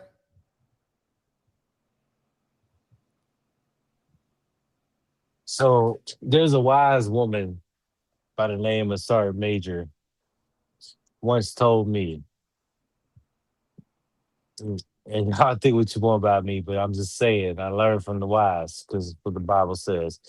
There's a period at the end of every white sentence that goes up there with guarding money. And Kevin Hart is one of those periods. And I assure you, she had every ability to tell me what she was telling me, because she was not me, right? But she was explaining there's a period at the end of the sentence for all that where the white money is. And I like to believe Kevin Hart is one of those periods. So he was paid for it 100% by whatever they got going on. Comedy is supposed to have this, special area they can reside in, but take it with a grain of salt, because it's all tailored to adjust. To me, anyway, it's all tailored to adjust our personal beliefs. So I don't pay too much attention to that, because it ain't where my personal values lie. There's no doubt that there's too much going on, because why are we talking about that? If the roast is on Kevin Hart, then let it be on Kevin Hart. But keep it restricted to his career, not to all these hot buttons that we got going on with considering what we got going on. Right, talking about That's what I would say lynching. to that. That entire part. Hot buttons. Hot buttons. Gotcha. All right. Jay Prince. It looked like he got his Uber on the way. Uber. Yeah. Yeah, he got a big Kool-Aid smile on his face, baby. Pussy like a drug to me, boy. Once it's on my mind, I'm gonna find a way. No, but I never did drugs. Let me clear that up. Never ever did drugs ever. But when it comes to stuff like this, I think that it's a different message that's getting sent. I'm kind of glad that white people are speaking out like this, because Black people been thinking that we are equal. Black people been thinking that racism is over with. You got Black people that will go against Black people in protection of white folks. They say, well, you didn't live through slavery days, right? So I'm glad that white people is reminding these butlers and mammies that we still hate you niggas. I mean, we still look at you like you beneath us. And I think that a lot of Black folks need to get reminded on a regular basis. And Kevin Hart was just smiling just like Donald Trump was. I mean, like Obama was doing in front of Donald Trump. So I think that Black people, this might sound like an ooey, but at the end of the day, sometimes this type of stuff. Can you put your phone on vibrate for me, homie? I know you're waiting on that pussy to get over there, but it'll oh shit. But sometimes stuff like this is needed. You know how some people need an ass whooping because they always run their mouth? Sometimes because Black people have bought into this shit so much that racism over with, it's a you thing, pull yourself up by your boots. You got more Black people defending the white culture than white people do. Black people, a lot of conservative and butlers and mammies have took on a role of talking like white folks against other Black people than white people do in today's time. You got people defending Charlie Kirkland, Chud the Builder, who out the bam. You got Black folks defending them. So I'm glad that white people are starting to come out more with this type of stuff and make it public and things like that, because they need to get that awakening. All right. So check this out. We got Endless Buddha just pulled up in the building. What's going on, Endless? Yeah, man. And shout out to Natural Sean. He He's been dropping over there, and we're gonna start with his comment real quick. Natural Sean said Kev was skinning and grinning. The awesome one told him he damn right he was. Then Rach Refine said distasteful. I've heard Kevin Hart been sold his soul for fame anyways, so it's not surprising that he thought it was okay. I couldn't even watch it all the way through. Okay, too easy. D said interesting. Natural Sean said goddamn butlerish. D also one said definitely along those lines, Sean. Endless Boo once again said, hell no. I could hear her saying it too. Hell no. He waiting on pussy. Talking about Jay Prince. She said, hey y'all, what's up, man? And then D shouting out our sister Endless Boo pulling up in the building. Okay, go ahead, home. I wonder how black women would feel while they giving head to this white man. They listen to some shit like this. That's funny. That will be funny. What do you mean? Say that again. If black women got a whole white dick in their mouth, and then something like this pop up, and boom, that will be funny as hell.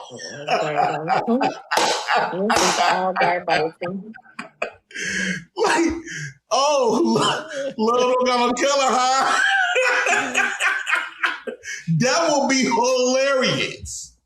This is all even with a black man doing it with a white woman.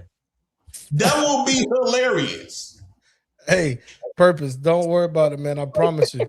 I'm gonna try to keep you out of many clips as possible when I put them up. Because your facial expressions is golden. Like, we could charge people just to watch your facial expressions. But Jay Prince, appreciate you, homie. You always give good content over here. And this Boo says, what up, D? Oh, she actually said, hey, Boo. This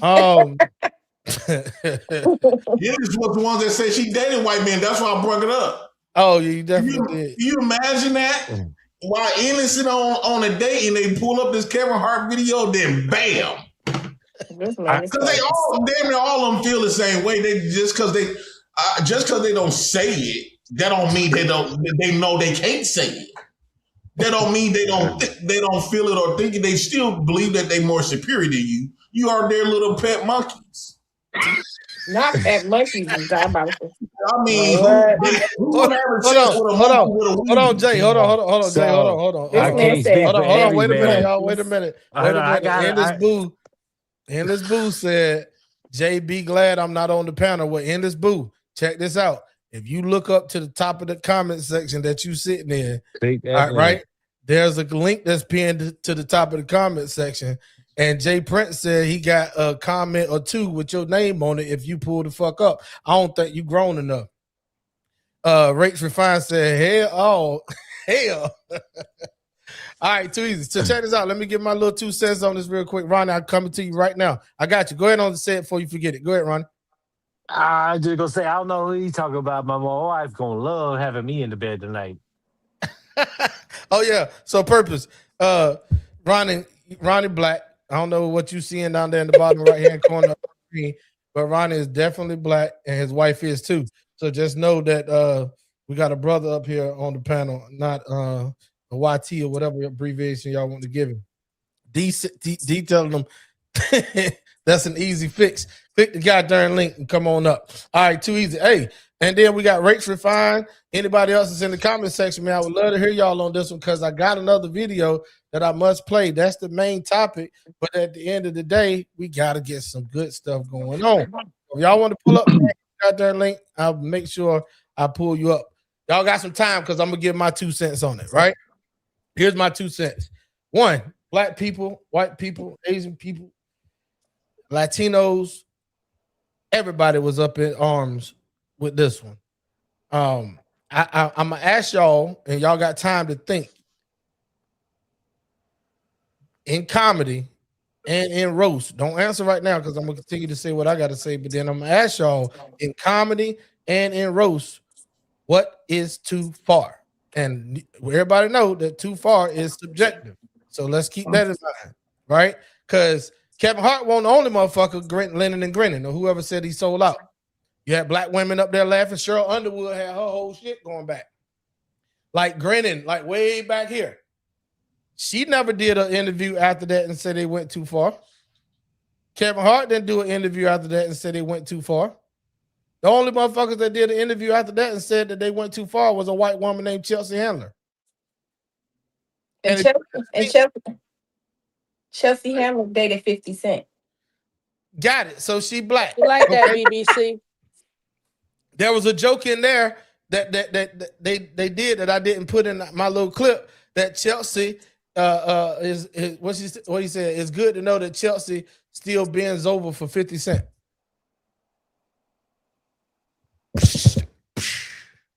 Okay, so my whole thing is this: why the fuck Kevin Hart and Cheryl Underwood and Regina Hall and who the Draymond Green? Why none of them came out and said, "Hold up, wait a minute, this shit's going too far"? That's a rhetorical question. Nobody got the answer. So I will ask y'all this question: what is going too far? Starting back from the top. Purpose on you. What's going too far? I think it's subjective to how a person feels about it. Because what I think may be too far, the next person might be like, oh, it was comedy. Gotcha. So I think it definitely has to do with how you looking at it and how you feel about it. So before I go to D, also I just want to ask anybody up here, did y'all see the Tom Brady roast that Kevin Hart actually hosted? No. I saw parts of it. Did you laugh? No. You found it distasteful? I did. Okay. Anybody else up here see it? I know Chrissy said no. I've seen it. Gotcha. Natural Sean said can't be sensitive in comedy. Okay. D, did you laugh? I laughed when Cat came out because that in itself is comedy alone. It's just you talking about in Kevin Hart's or in Tom Brady? Oh, Tom Brady shit. I mean, only thing I laughed at was when Kevin was telling him "fuck you." Like that was funny. I don't think they really did anything particularly funny that day. It was just the fact that it was Tom Brady. I just don't like nothing stood out, and the room was none of the jokes about his wife. Yeah, none of the jokes standing there with none of the shit was really funny. Like, you know what I mean? It wasn't funny. I think do y'all know that Tom Brady left that roast and like the next day or two went and did a whole interview where he was mad as a motherfucker that they brought out all his personal business about his wife and all that. Like unlike Kevin Hart, Tom Brady actually was offended. Tom Brady actually went on record on camera. I can pull it up here and find it in a second. Right. Where he didn't like none of them jokes. Yeah, I don't blame him because I didn't like him, and I'm not even a fan of the man. I just, like I said, the only thing that was funny to me was Kevin was like, "Fuck you, Tom." That was about the only thing that really stood out that was funny. Like I say, bringing a man children and his ex-wife and her being pregnant by the instructor, judo instructor, and now they not together no more. I'm like, well, damn. You know, are we getting personal, or are we just having because I'm glad you said that, D. Have you, over the course of your lifetime as being a teenager all the way up to now, have you watched past roast? Oh yeah. This shit, man, go ahead, D. I'm gonna let you finish because I'm gonna get the last word on this one. I got something I want to say. Go ahead. Oh, yeah. I mean, I think coming to mind when I think about when Cat Williams, again, the famous Cat is back again. Cat in the Hat got to talking about how he didn't really want a lot to do with, certain networks and all right, brother, certain networks and certain things going on because when he did the Flavor Flav, and he was like, he said the most racist shit he ever been a part of.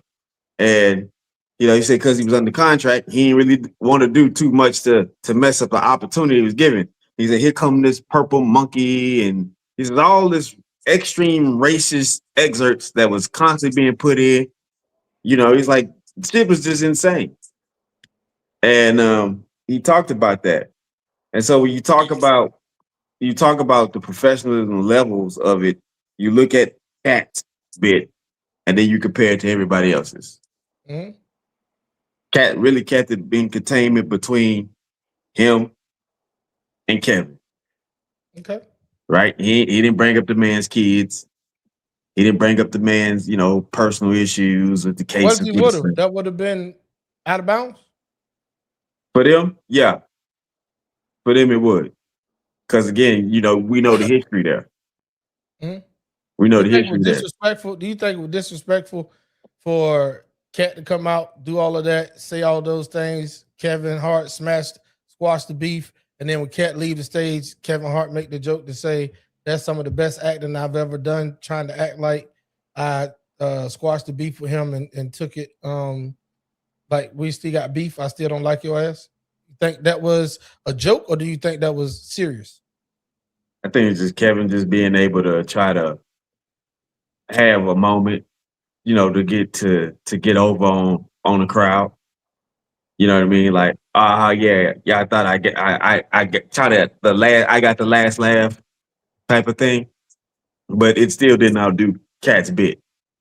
Like it did, but for them to have that long of many years of a beef that they really didn't like, everybody that know about their situation know that they really didn't fuck with each other in real life. I mean, the first thing I said on Twitter, this shit ain't over.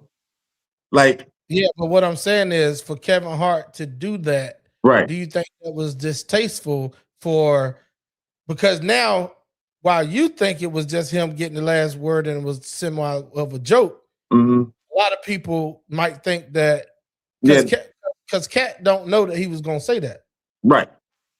So Cat walking off probably backstage or in the car, headed to the house or wherever he was going and watching it. And now he heard the man after he just came up there and so-called squashed it and had like the stage for himself because everybody was like, oh shit, Cat here, right? Mm-hmm. You think it recharged anything in their beef or no? I don't think it recharged anything. I don't even think it deaded it. I think the whole thing was staged. Yeah, if you think about Cat Williams, can we really say that shit was so? Yeah, I mean, I'm with you. Can we say that was Cat? But like I said, to me, I don't really find it disrespectful that he did it. I think it was just the point of we already knew majority of people who follow both of their career, and we seen the difference in courses either of them took. You know what I mean? And Cat is definitely just Cat. Hey, Endless Boo, you missed that nigga by one phone call. I think his coochie has arrived, and he had to drop off the panel, or at least he had to go and wash up and get ready for her to get over to the house. So I think you just missed it. But guess what though? You still can pull on up to the panel. Click the link. Rates Refine. Hold on, D, 1 second. Rates Refine. There's a difference between being sensitive and being disrespectful. Rates Refine. I definitely want you to pull up because I got a question that I need more females. Christy, I think she had some technical difficulties. Here she go. She back right on time. Speak of the who? Chrissy True Blue. Okay. Yeah. So, D, what was you about to say? Because Natural Sean said he'll be back. No, I was gonna say Endless Boo didn't want to smoke with Jay Prince. Y'all got that? Y'all caught that, right? Yeah. Yeah. Go ahead. I was saying Endless Boo didn't want no smoke with Jay Prince. Oh yeah, no. But I want them to pull up, man, for at least this last topic. Y'all can get the hell on after this one because we're gonna be done anyway. I got something else that I want to ask, and I need more participation. Man, y'all click the link for 2 seconds. I promise you, it's gonna be worth it. All right, until they get here. Here's what I want to also say. Since we understand that too far is subjective, because there was a whole bunch of people dying laughing, and they ain't come out and do no interviews and said it was too far and all this. Now, there was a lot of people that said it was too far, but unfortunately, they don't look like none of us even running. But they didn't say it was too far because they waiting on Kevin Hart to say it, but he's brought and paid. So he's not going to come out and say anything as far as race is concerned because he does not feel he's a black man. Him and Chelsea Handler are like that. it don't matter how him and Chelsea Handler is. You just got to think about it. At the end of the day, Kevin Hart is brought and paid for. It's a lot of people in the industry that are brought and paid for, regardless of what color their skin tone is. They may be Uncle Tom. So do y'all blame? So since you said that he was bought and paid for, and the joke was on him and other black people in there, but the night was he was the man of the hour. Do y'all blame him more for afterwards, or do y'all blame them for doing it? I blame him for afterwards because he is the one who the roast was about.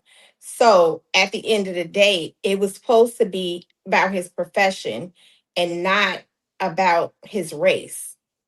So when it started becoming racial, that is someone barely saying, I can be a racist and this is how I feel. And I'm going to say it in a joke. But this is what I stand on. And at the end of the day, until Kevin Hart comes out and says something, there's no problem. Why would other black women or black men speak out about something and it's a whole damn roast about your ass? Hey, I said the same thing. I said the same thing. I don't know if Rach, because I know Rach said that she was going to be cooking out and grilling out, so I don't know if she's going to be able to pull up. Absolutely, it is no longer about the comedian at that point. Okay, gotcha. All right, well, listen, I was trying to hold this last little run for y'all two or anybody else that want to put up. Natural Sean, even though he'll be back in 10 minutes, man, if you got 10 minutes, I'd love for you to pull up. Click that link at the top of the comment section. Rachel Fine say I's coming. I's gonna wait on you too. Can't wait for you to get here. Endless Boo, going once, going twice, Nick. We don't got no more comments. I'm trying to stall until she get here because, man, how's the weather over there in Atlanta? Purpose? Where I'm at, it rained all day, so. Oh, it rained all day in the 8th. Where you at? Oh, yeah, Yeah. you are. So how long do it take you to get into Atlanta? Depending on traffic, 30, that's a lie. 45 to an hour. And that's normal or with kind Normal. of steady normal? Okay. Yeah. Like Yeah, I'm close to like Talladega. Mm. So I'm like real close to Alabama. So Well, if you say you was only like 10, 15 minutes outside of Douglasville, I know where you're at. yeah. Gotcha. There she go. Thank you, Jesus. Girl, we've been waiting on you. Hour. I got you. Well, listen, you good to go for this last one? Yes. All right, too easy. Let me go ahead on and switch Ronnie Woodham in the middle. And now we can go ahead on and put this one to bed. Rach, give us your comments. I know you was dropping them in the comment section, but go ahead on. We want to hear your verbal comments about what you thought about that video. Well, I didn't see the video and I didn't watch the roast all the way through because I was doing something else. But You didn't see the video that I just played with all that shit they were talking? No, I didn't. Okay, hold on. I would love to play it for you again. Here we go. Roast of Kevin Hart live in Los Angeles. Kevin will be out in a minute. I'm sure he's backstage in shadow boxing or doing a group prayer or whatever the fuck he does. I'd just like to thank Netflix for choosing me to host this celebration of black excellence. Look, I'm not saying there's a lot of black people here tonight, but backstage a production assistant asked me what color drank I want in my dressing room. Chose purple. Hart, ladies and gentlemen, he was born 9 months after his father spit a watermelon seed into his mother's vagina. Kevin is so small, people call him the lowercase N-word. He was raised by a single mother and a stepladder. Kevin has so few black friends that he started a vegan fast food chain and nobody stopped him. Lizzo has 8, everything that's ever been put in front of her. Lizzo, you look great. You really do. People describing you no longer have to say the word really before saying the word fat. Regina Hall is here. She was in a hit movie, One Battle After Another, which is how Lizzo describes stairs. The Babadook, Cheryl Underwood is here. Hello, ma'am. Cheryl has a daytime Emmy because nobody could see her at night. We play hide and seek later. You're on my team. Cheryl Underwood is here. Give it up for Cheryl. Cheryl's husband killed himself. Apparently black does crack if it's married to Cheryl and jumps off the roof. Kevin is so short. Kevin's so short that they're going to have to launch him from a bonsai tree.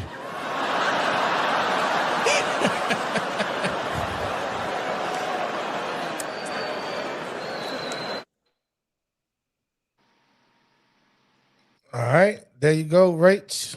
That's what the what you say? I know you're fucking lying. They thought that was funny, that was cute. That is embarrassing for me. Wow. Yeah, that's See, that's not comedy to me. That's not funny. Gotcha. I don't care how much money. That's not funny at all. So that was all right. Wow. So here's what I was gonna say up here. Here's what I was gonna say up here a minute ago. My take on the reason why it wasn't so funny. Nothing against y'all, nothing against myself, because I think here's what I'm gonna say. I think for the current climate and the current conditions that we live in, for the last 10, 15, maybe 20 years, I ain't even gonna say that long. Hell no.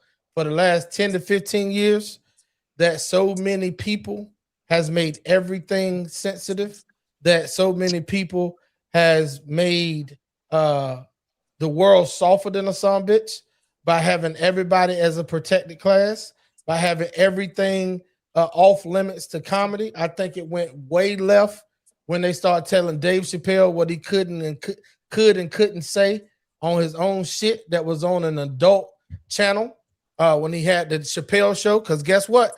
Nobody, y'all motherfuckers remember what Chappelle was doing, right? Mm-hmm. Like everybody, when Dave Chappelle walked the fuck away from 3 million or how many ever billions of dollars, whatever it was, they was like, hell yeah, Dave. Fuck them. How they gonna tell you how to censor yourself and say what you can't say? He was nigga this and nigga family this and what's up, little nigga? He was all over the place playing. Do y'all not remember those times? Chappelle show. Like he was doing everything but bojangling. Chappelle show, right? But now all of a sudden that we living in a society where everybody wants to say you wrong. Do I think it was a funny comedy? No. But do I think that every fucking comedian up there, not Chelsea Handler, she's an improv person. Every comedian up there, is Cheryl Underwood bought and paid for? Hell no. Cheryl Underwood's face was she was horrified when they said that about her husband. Hold up. What part? When they said it about her husband. What video you watched? The same video you just watched. Okay. She looked like a nervous laugh.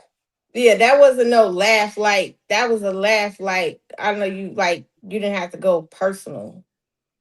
So that's what y'all got from her laugh. Y'all were able to pull out that she was nervous. That's my assumption. I didn't get a. Is it a biased assumption? I didn't get a belly roll, ha ha ha ha kind of laugh from that. Even when he said something about her color, she didn't. Her eyes was big. It wasn't I'm cracking up. Like your face says everything that you're thinking. You may not say it out loud. I love the fact I knew this shit was gonna go here. That's why I pulled this out of this whole damn live stream and made it about this. Do y'all want to see Kevin Hart face? He was laughing because he's a goofy. No, he was appalled on some of them too. He had the same kind of looks. He had the same kind of looks that she was having on some of that stuff. Especially, I think it was I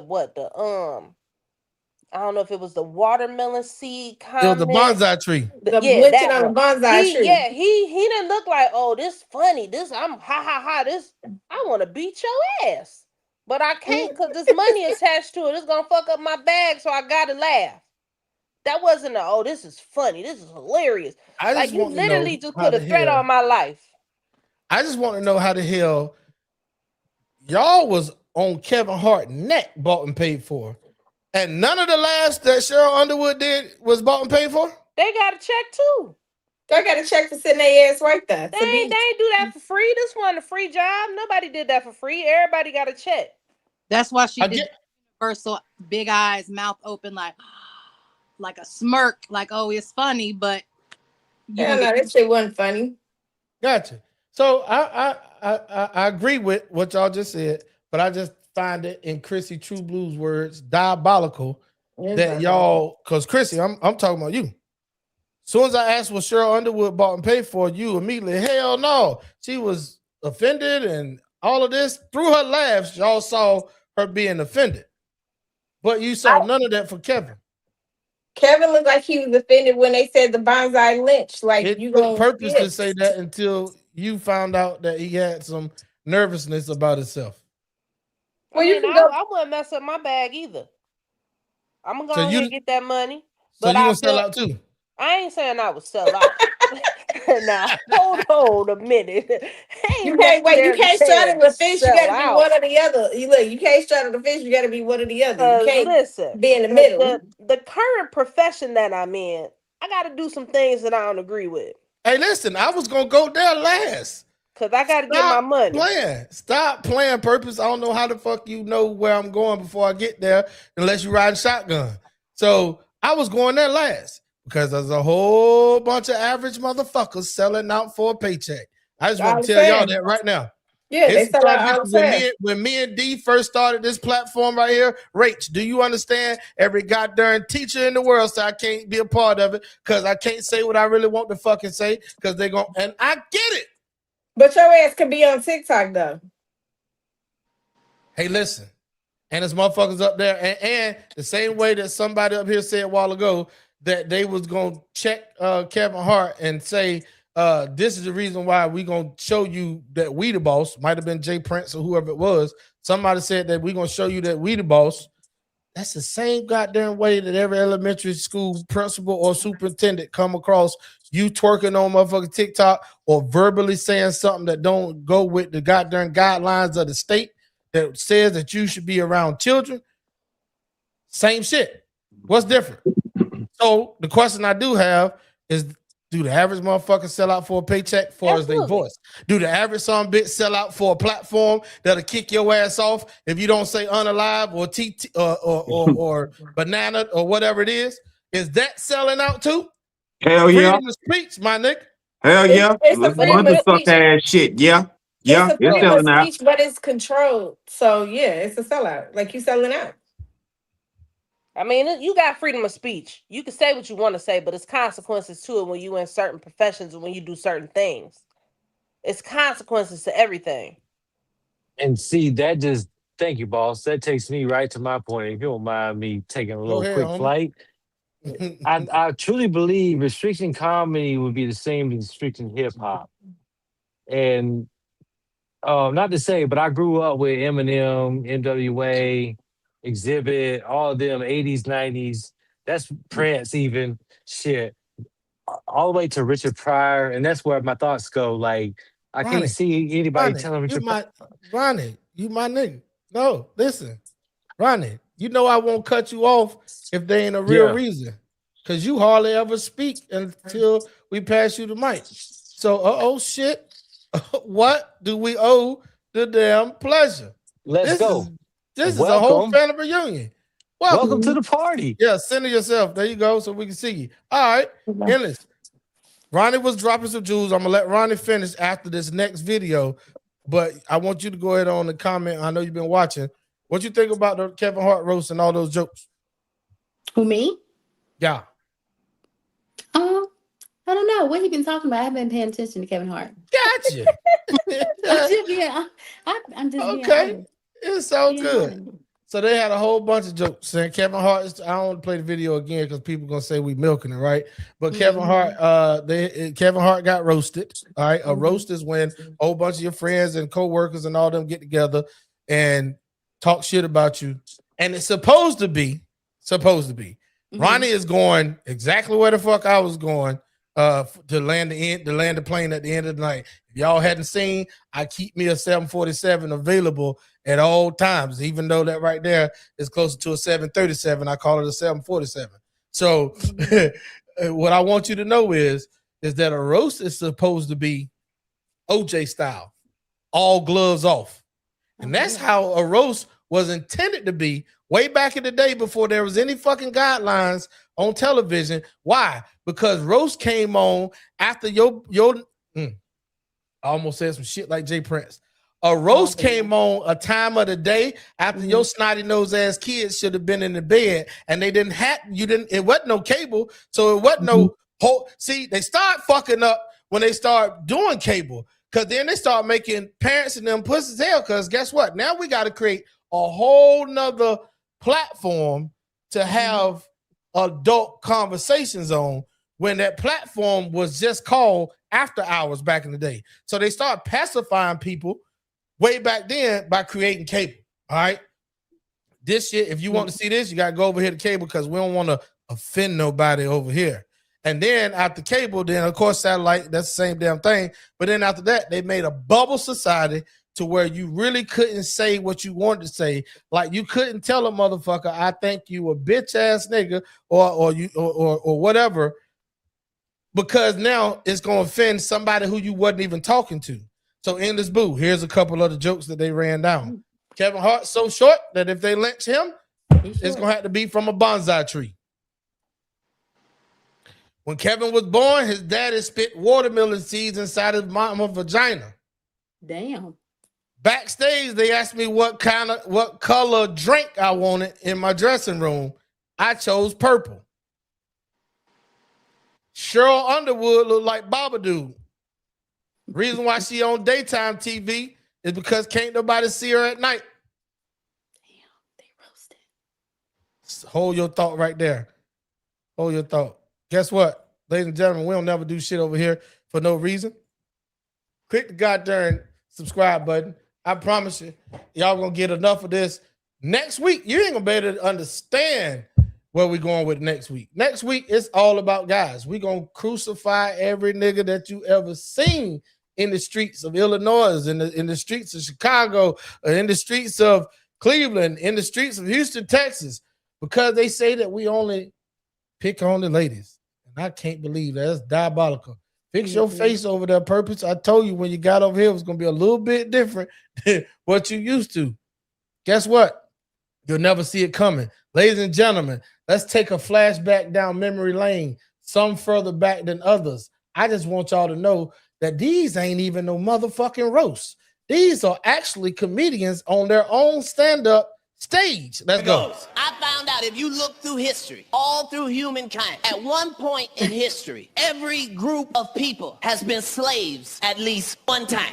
And white people, they erase yours from history. But I'm here to tell you, in front of all these minorities, here's the truth, white friends. Y'all were some of the worst slaves that ever existed.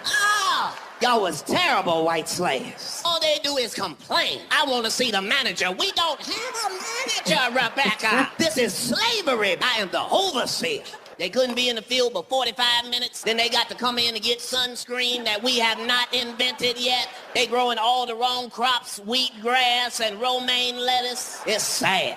About her sister, who's a white woman, who baked the chocolate cake for her little white son. And she turned her back, and the little white son put chocolate on his face. Said, "Look, Mommy, I'm black." And she slapped him. She said, "Don't you ever say that in this house. Go tell your dad what you said." She said, "Look, Daddy, I'm black." And the daddy slapped him. "Don't you ever say that. You go tell your grandfather what you said." "Look, Grandpa, I'm black." And Grandpa slapped him. "Go back to your mother." And the mother sat him down and said, "Timmy, now what have you learned today?" And Timmy said, "I've learned I've been black for 5 minutes, and already I hate you white people."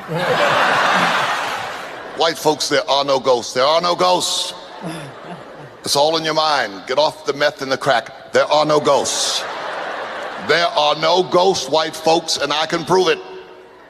If there were ghosts, slaves would come back and fuck you up. You do know that.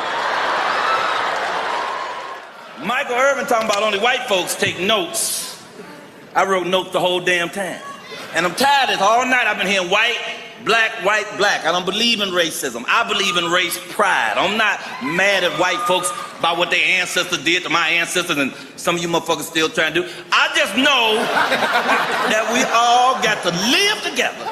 We got to work together. That's why you ever watch my act, you'll see I don't even do no motherfucking racist jokes. So I'm going to just do one. Okay. White man, a black man, an Asian, and a Hispanic. They're all on top of this tall mountain, Mount Kilimanjaro, Mount whatever. The Hispanic said, this is for my people, jumped off the mountain. The Asian said, this is for my people, jumped off the mountain. Black man said, this is for my people, grabbed the white dude, threw that motherfucker up. It's fucked up. It's fucked up. But white folks, when you tell it, just flip it. Just flip it. Anybody can tell it, just flip it.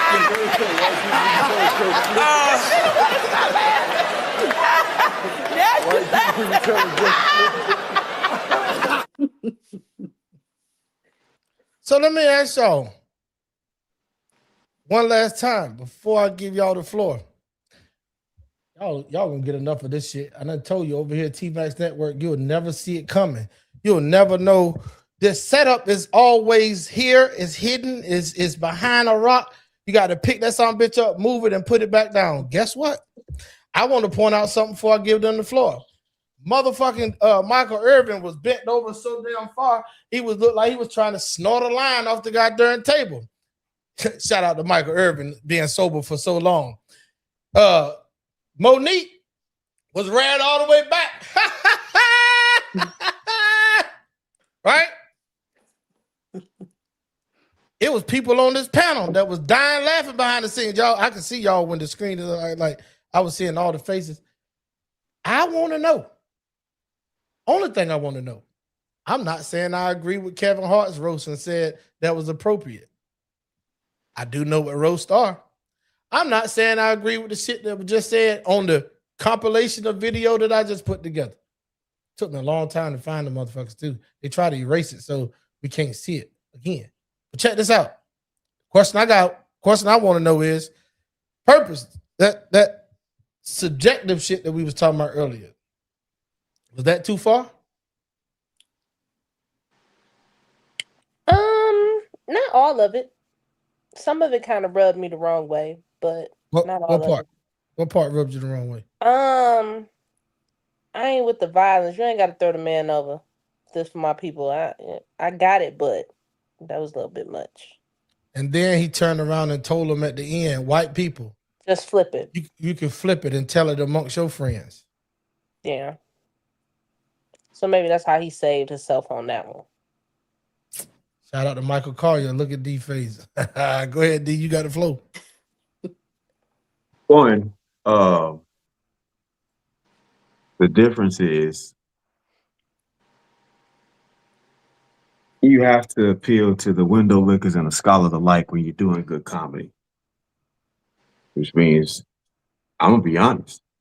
If y'all ever saw The Awesome One and T-Max Network on stage together, well, be prepared because bitch, it's over. The generalization of those comedic efforts that you heard from people that look and sound like me was wide blanketed.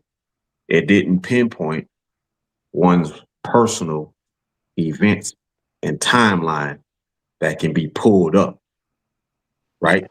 You can't identify what Asian man, what Hispanic man, or what black man got to the top of that mountain. You can't identify what white people that was asking to speak to HR and slavery that Kevin Cat Williams was speaking about. It was generalized. So that's the difference. The thing was, with the Tom Brady shit, they went right at that man's throat.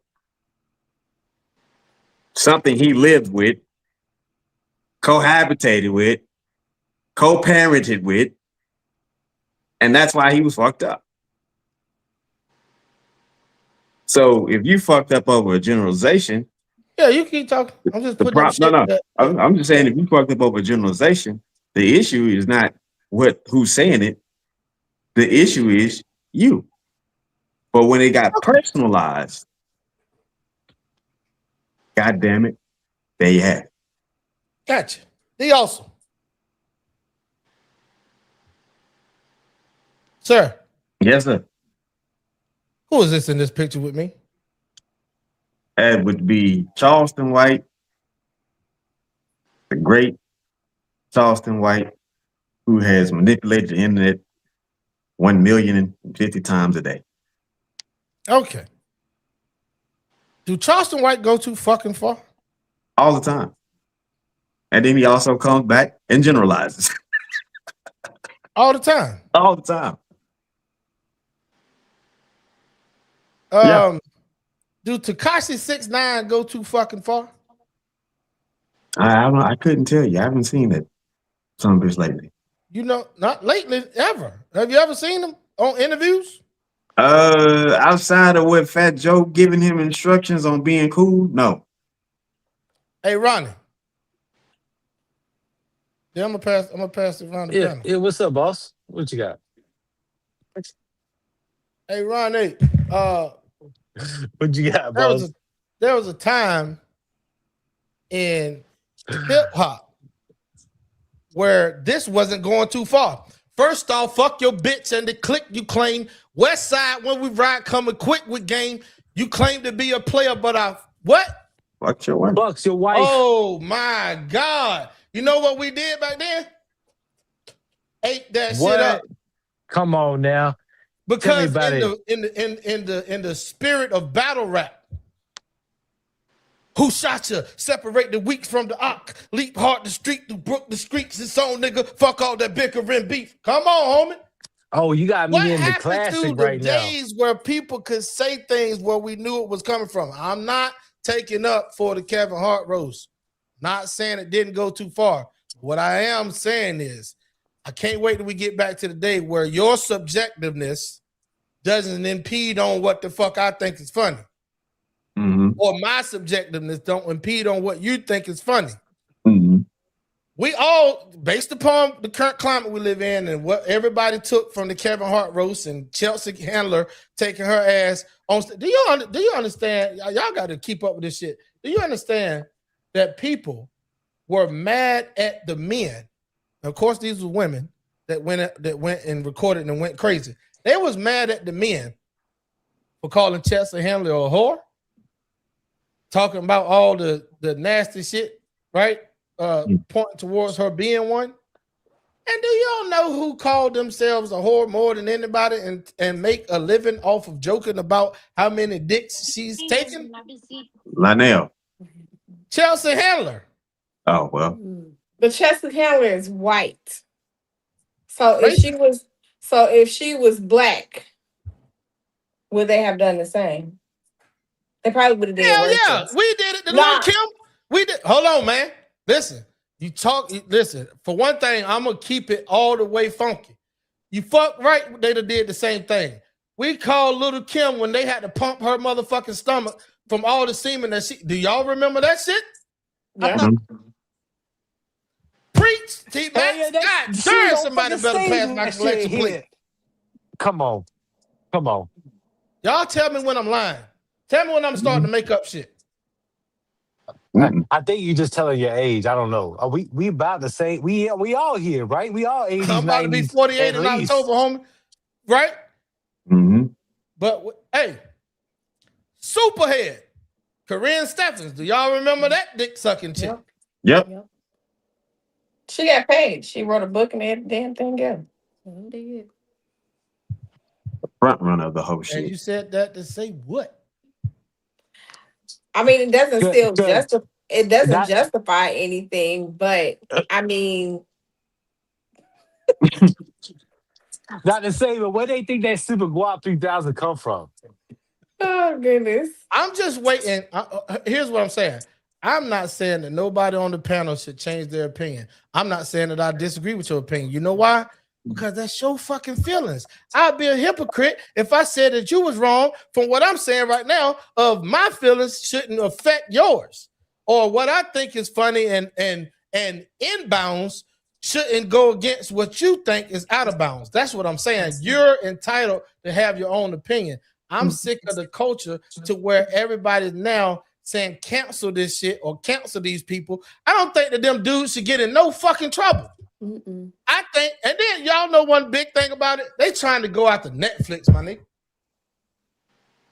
Stop playing. That's crazy. Stop playing. Do y'all want me to search goddamn Netflix and show you something worse than that roast? I'm talking about on Netflix.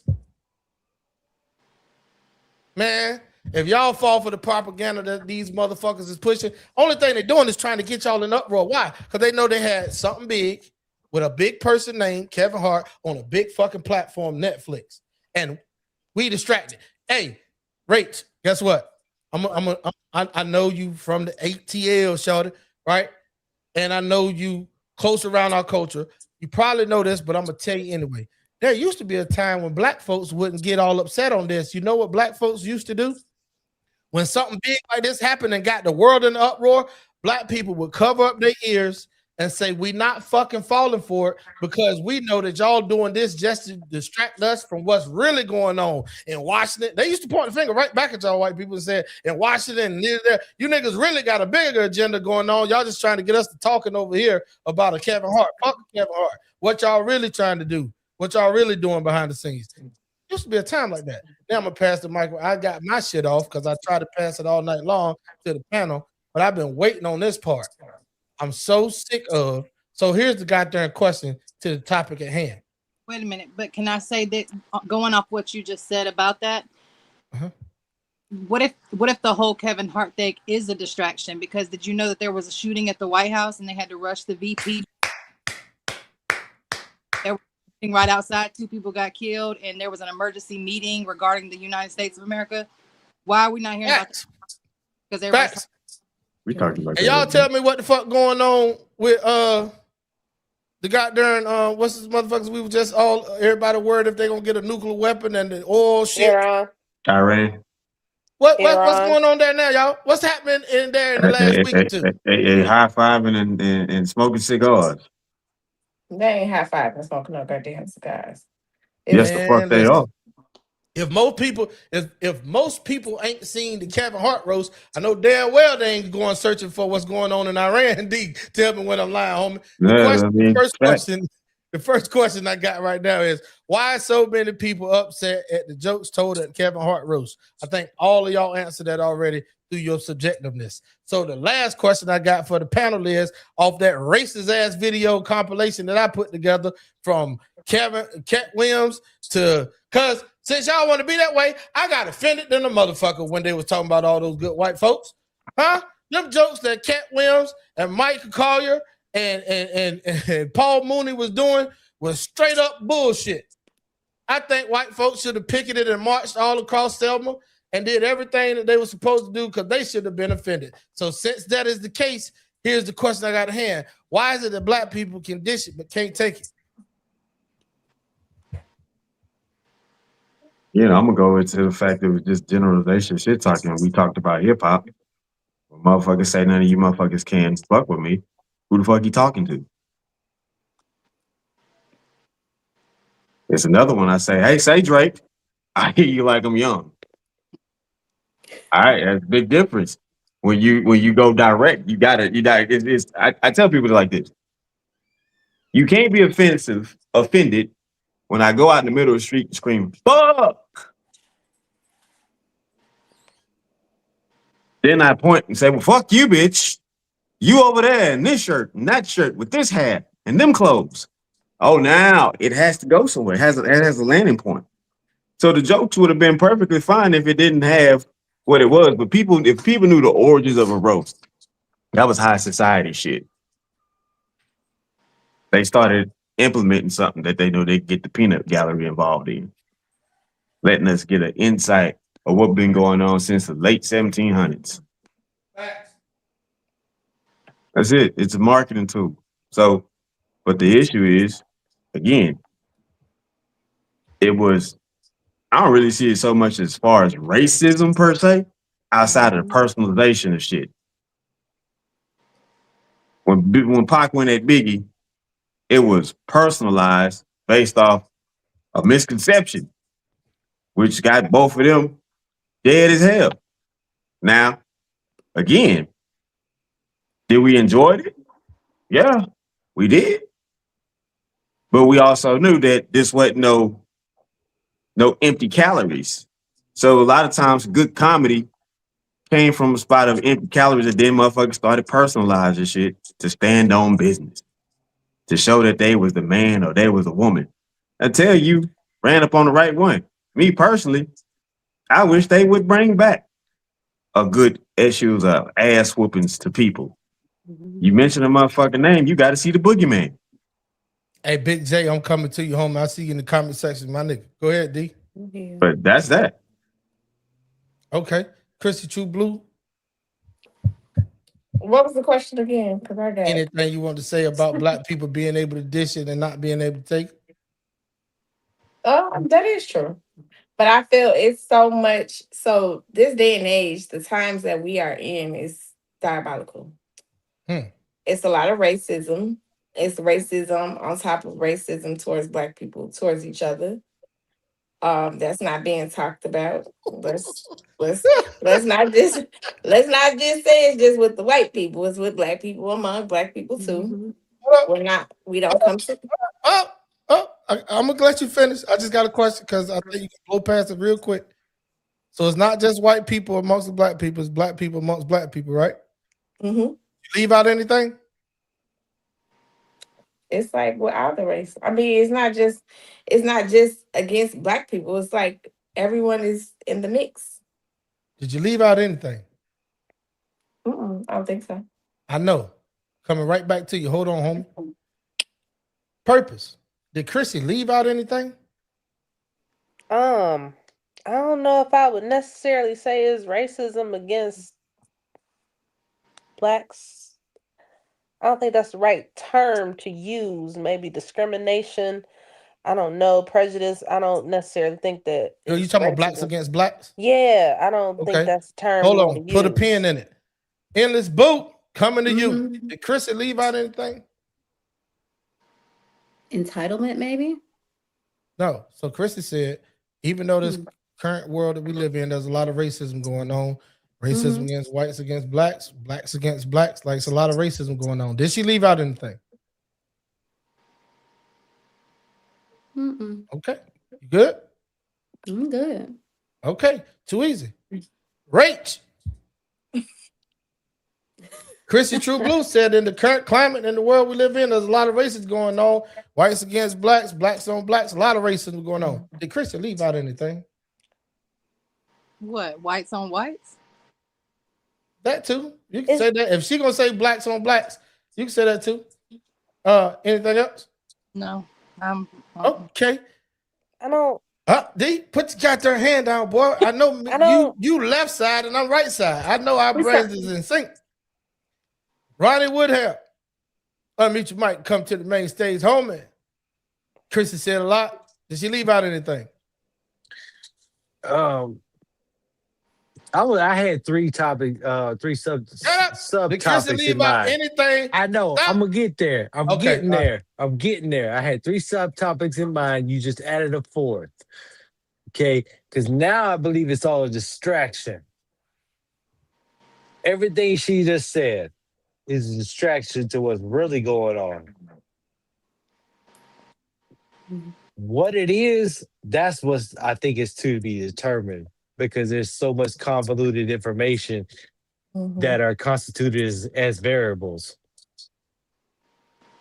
Okay. And let me know when I can get back to those three. All right, you got the floor right after we get ready to go right here to the awesome one. Well, there was Chrissy just said something. I'm gonna put Chrissy on the screen while you talk. I know I ain't even said nothing to D. I think my mind and his mind work in conjunction with each other. The awesome. Chrissy said a lot of racism out here. Whites on blacks, blacks on blacks. So there's a lot of racism going on. Did she leave out anything? Yes, she did. She left out the fact that if you make the dark ones go against the light ones, and the curly haired ones go against the coarse haired ones, and the straight haired ones, not like the coarse haired or the dark haired ones, and then tall, thicker ones, not like the slimmer ones. Well, hell, if you maintain this course, you could possibly get them under your control for estimated 400 years. All right. So, D, you got an F in motherfucking this class right here. I thought I was getting to it. Like, yeah, she did. All right, go ahead. She left out the fact that it is racism against each other that's being displayed regularly. And we then flip it to say, okay, nigga, nigga, nigga, nigga, nigga. And then somebody come, hey, you, nigga. Oh, no, you don't. You do not get to say the N-word. I wish I had my flag in the other room. I'm gonna throw it. Flag on the goddamn play. You missed the boat, homie. Chrissy True. I'm gonna give you the answer to the test. Chrissy True Blue. Let me put myself on big screen on this one. Chrissy True Blue said there's a lot of racism out here. Whites on blacks, blacks on blacks. I gave everybody around the goddamn panel a chance to find out if Chrissy left out anything. Rach actually gave us a good one. Whites on whites. Right? Why ain't nobody said blacks on whites? That's what the whole fucking last video I played was all about. I mean, that's a no. Who's speaking? That's Endless Boo. Hold on, I'm muting you. I'm muting you, Endless Boo. I'm muting you because listen, that is not a no-brainer. It's we so fucking conditioned to think that it can't be. I heard people actually saying that blacks can't be racist to whites. What? Yes, I can. I mean, you just said that, but not like that. Nope, no, you didn't. Yeah, when I say nigga, nigga, nigga, then they say it, and I'm like, hold on, you don't get to say that. No, that's bias. Racist is that's bias.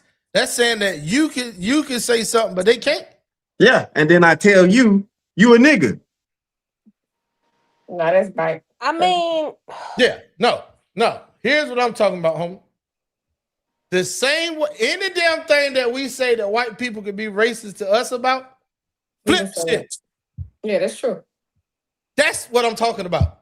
So when Chrissy said it stood out to me like a sore thumb, because guess what, y'all? So many people wouldn't even think to say that whites on blacks, blacks on blacks. And then when Purpose was like, well, the blacks on blacks is really not racist. I was agreeing with her. I'm like, that's really not racist. But the racism with the black people is colorist. Yeah, but it's not racism. I'm talking about the racism. Here's what I'm highlighting right now. Okay. Black people being racist to white people. Is it a thing? Yeah. No, if you look at the definition of racism, it's not. If we're going to take it there, we got to look at the definition of racism. I'm glad you said that. Discrimination and antagonism. Stop, please. I gave y'all the floor 2 hours and fucking 15 minutes. I got to teach and cook now. This is a job moment. This is a job moment. Ronnie, you know what I'm talking about when I say a job moment, right? Our nigga Josh, he ain't been back since. Oh, yeah. Because it wasn't me that ran her away. It was the embarrassment of this nigga named Logic. Not a person, but the concept of logic sets in. Purpose, I'm gonna give you one more time to figure this shit out. You want to go to the definition? I'm looking at the definition. All right, let's fucking cook. Here we go. Now, Purpose, here's what we do over here. We take all gloves off, everything be fun and games. Nothing should be personal, and I don't want you to do what Ja did. And if logic sat in your lap, don't leave and never come back. It's just logic. It ain't nothing personal. Go ahead on, because tread lightly now, but go ahead on. And you saying that per definition, blacks can't be racist to whites. If you look at the whole definition, no. All right, go ahead. Read us the whole definition. Racism is a belief or system that aligns value and structures opportunity based on race. It asserts that one race is inherently superior or inferior to others, resulting in prejudice, discrimination, or systemic oppression. Stop right there. Is that the whole definition? Yeah, then it breaks it down. multiple levels, interpersonal racism, institutional racism, structural All right, or stop right there. systemic We're just gonna racism. stick with the basis of racism. You read that so eloquently. I need you to do it again and read it kind of loud so our audience can hear you. Just the basic one. Racism is a belief or system that aligns value and structures opportunity based on race. It asserts that one race is inherently superior or inferior to others, resulting in prejudice, discrimination, or systemic oppression. Gotcha. What is systemic oppression? Give me an example, D. Anybody? The Systemic overarching oppression. system in which public policies, cultural representations, and societal norms interact to reinforce racial inequalities in wealth, healthcare, housing, and civil rights. All right. Y'all ready for this shit? Because I already knew what the definition was before you read it. But now here's the reason why they call me and D the people's champ over here at T-Max Network. I don't want another motherfucker talking about a white person as being racist to them for calling them a nigga. You find anywhere in that damn definition of what you just read and tell me how saying the word nigga to you is anywhere in the definition. Oh, I didn't say that was. Nuh-uh. I'm not talking about you personally. We talking general over here. So would you be on my side to say to the rest of the black world, just don't ever say that white people is racist when they call you the N-word? I mean, that falls under the prejudice and discrimination portion of it. It's a word. For me, it's a word. I mean, if that's not who I am, then it is what it is. Listen, hold on. First of all, we talking in general. Yeah, in general. So if we're gonna look at a word, that's like someone saying the R word. What R word? Rich? What's the R word? No. The one. Great. No, you know the one with the mental Retarded? Retarded? The actual medical condition that was out there in the DSM many fucking years ago is a bunch of mental retarded motherfuckers running around this bitch. Yeah, till they changed it. So, I mean, it's a word. I mean, if you look at the definition of the word, I want to look at the definition. I want to look at the definition. I want to look at the definition of prejudice and discrimination. Because that's what you said that word is. I mean, just looking at that word, but the definition of the word. Of what word? Nigger. I ain't or nigga. I want the definition of prejudice. Okay, hold on. Let me go. Let me pull it up. Let me pull it up so I can read it verbatim. I'm gonna learn today. I promise you. Y'all make sure on the replay. Hey, if you don't like how I'm coming, I don't give a damn. Prejudice. Comment and tell me how you don't like. An internal attitude or preconceived judgment about a group of people based on stereotypes. Racism, by contrast, okay, that's going over racism. So prejudice is an internal attitude or preconceived judgment about a group of people based on stereotypes. What was the other one?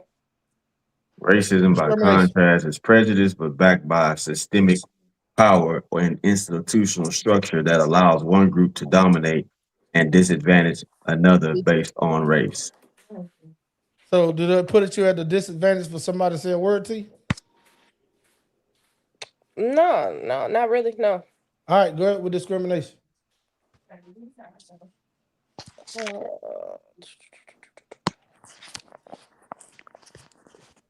Is the unfair or prejudicial treatment of individuals or groups based on characteristics such as race, gender, age, disability, religion, or sexual orientation. It occurs when someone is denied equal rights, opportunities, or fair treatment due to biases or systemic prejudices. So yeah, no, the word don't fall into that anywhere. It's just the word. Mm-hmm. So why do black people say that that's being racist? And then you said that black people, per definition, can't be racist to white people. Right. Not based right. on the definition of the word racism. Not right. Why not? Because basically what you're trying to say is that black people don't have no power to be racist. If we're looking at the systemic oppression of it, we do not. We don't have any power in the systems. systems aren't built What for about us. what about the white people that live underneath the black leadership in ATL and got there in Houston and all the other black cities that's ran by predominantly black people? They still, just because they run What by about black anybody people. that was up under? What's the goddamn girl that lost the election out there? What's the goddamn name, D? The lady that was talking about the one that called Yeah. racist shit in there. You bleach blonde, bad body built bitch. Was that really racist though? Or was that descriptive? You still ain't gave me a racist definition for the word nigga. Is that racist or descriptive? I didn't say that was racist. I didn't say that was racist. This is a word. So I'm asking you. I heard you said it last. That If you're using it based on the proper definition of it, it can be descriptive. Exactly. But not racist. Right. But do you think that majority of black people say that is racist? Yes. That's the based reason on why. historical context of the word.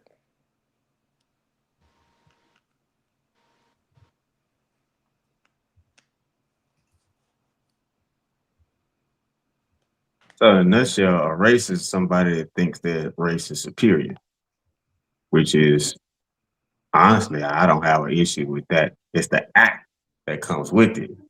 Any damn violent act that you really trying to intimidate somebody, life threatening, family. Yeah, that's when it kill becomes and all thing. that shit. Exactly. Yeah. So when it comes down to having that mentality that like, oh, my people are better than these people, that's wrong. That's your thought, right? Cool. Like your household is better than your neighbors to you and your wife and kids, ain't it? Right. Damn it. Right.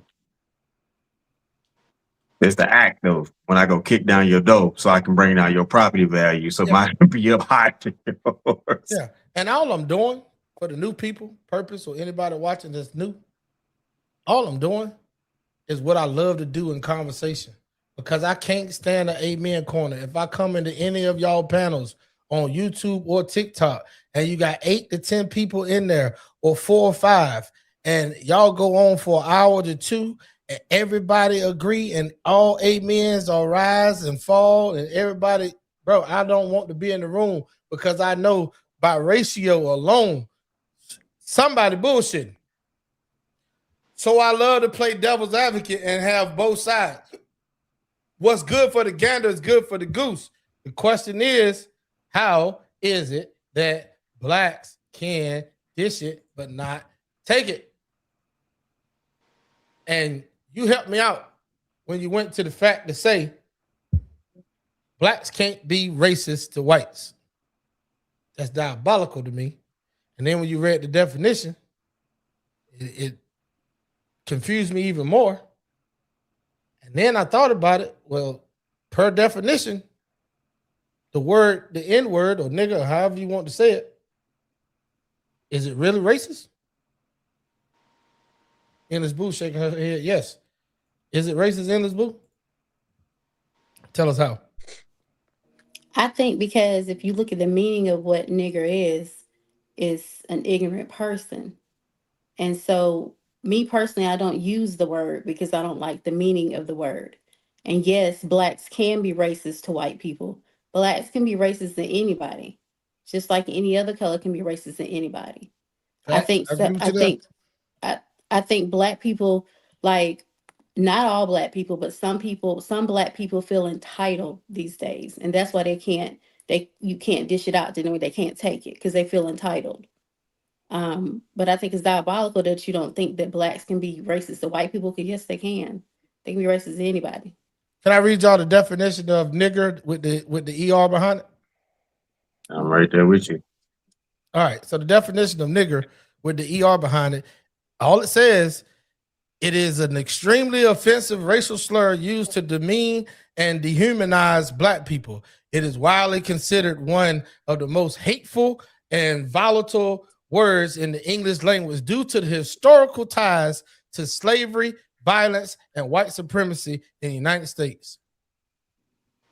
So basically, it is an insult.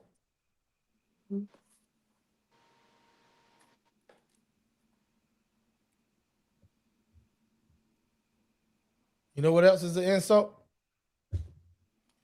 Shut up, you bald head bitch.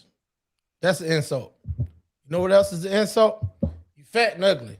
You know what else is an insult? You too short to date me. And good luck finding one because you're 5'2". You know what else is? Bobby and 5'2". There's plenty of insults out here, man. You know what else is an insult? D. Awesome one gave it to y'all a while ago. A whole album full of niggas. I'm talking about the word being used in rap music when we so offended by it. And then what's really diabolical is when they start to say, oh, but we ain't talking about that nigga. We talking about that nigga. The ER, not on it, but the A behind it makes it okay. Where we do that at? I just want to break the monotony and get y'all to thinking. I don't give a shit what you think about me as long as you think.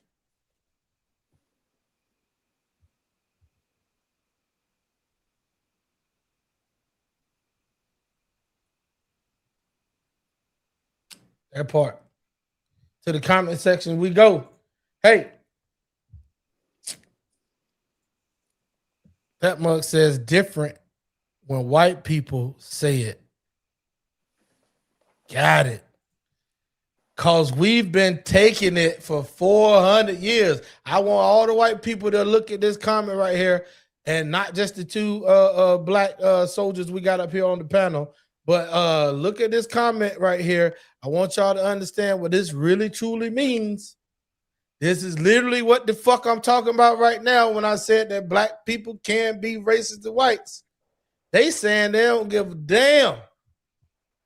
We've been taking it for 400 years. Basic what they're insinuating is we got the right to do what the fuck ever we want to right now. And whoever made that comment, I just want to let you know, Big J, that's the reason why we ain't gonna never really have power, because they know if they do give it to us, it's gonna be niggas like you that's gonna want to abuse it and say, since y'all fucked us up for 400 years, it's time for us to do the same goddamn thing. Go ahead on purpose. Look like your soul was touched when I said that.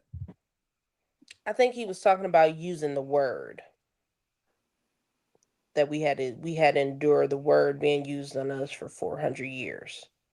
So I think that's what he was referring to, because prior to that, he said they can't say it. I don't necessarily think he was. I don't necessarily think. No, he didn't say they couldn't.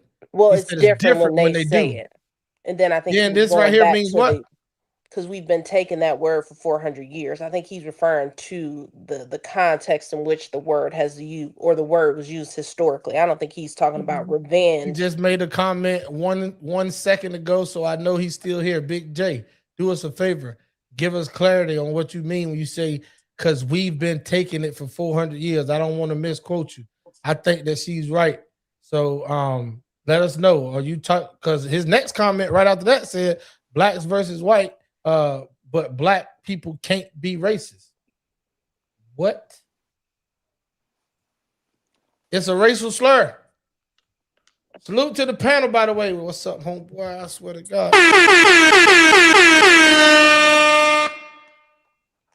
Then he said, I don't think black people want to enslave white people. Most white people family didn't even have slaves. What?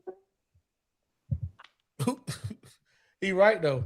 Like that's another thing that we think that Ronnie, we think that your people had slaves. Rach, we think that your people had slaves. We think that every white family had a slave in the house. That's not true. A lot of the white people that came over here were indentured servants. If I could go ahead and drop my family tree in there, I'm fucking Scottish. I had nothing to do with the fucking English and Britons and all them motherfuckers that went to do all that shit. Yeah. That's DJ Witch Doctor. Yeah. That wasn't Big J. Yeah.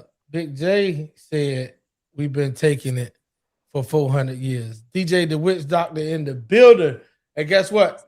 Big J did do his comment. He said, yeah, your question was why can black people dish it but can't take it? So he was saying what I was saying. He wasn't talking about the word. He was talking. I said why black people can't dish it, but can dish it but can't take it, meaning any of it. And he said because we've been taking it for 400 years.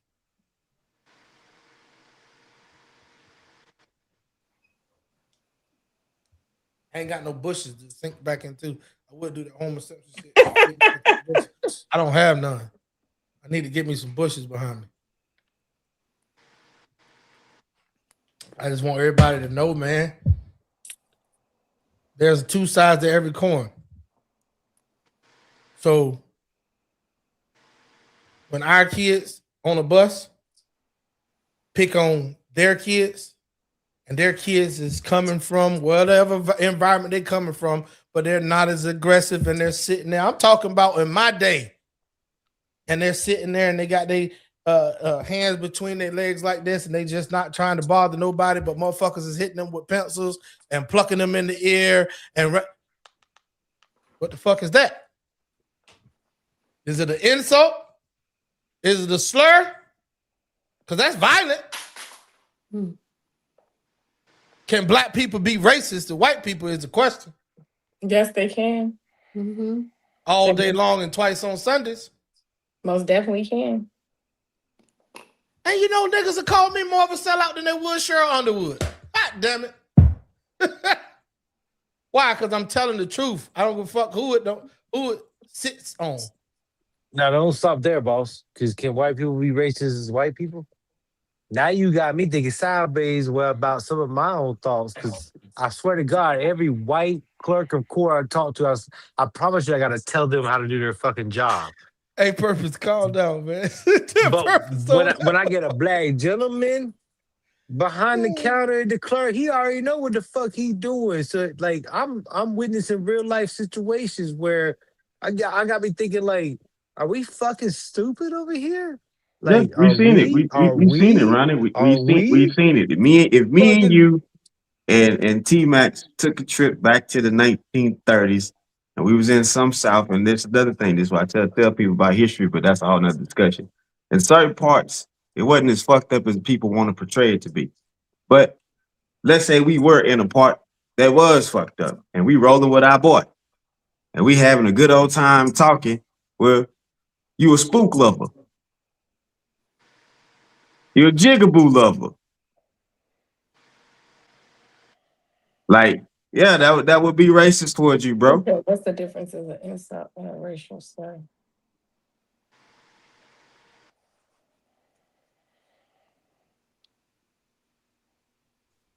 All I know is, right, while I got the mic real quick. It's a 3, yep. It's a 3, right? Everybody on that screen is paid for, first and foremost. So take that shit with a grain of salt. Even as paid, their facial expressions is going to tell you where they sit in regards to their soul. So pick and choose who you idolize. With that being said,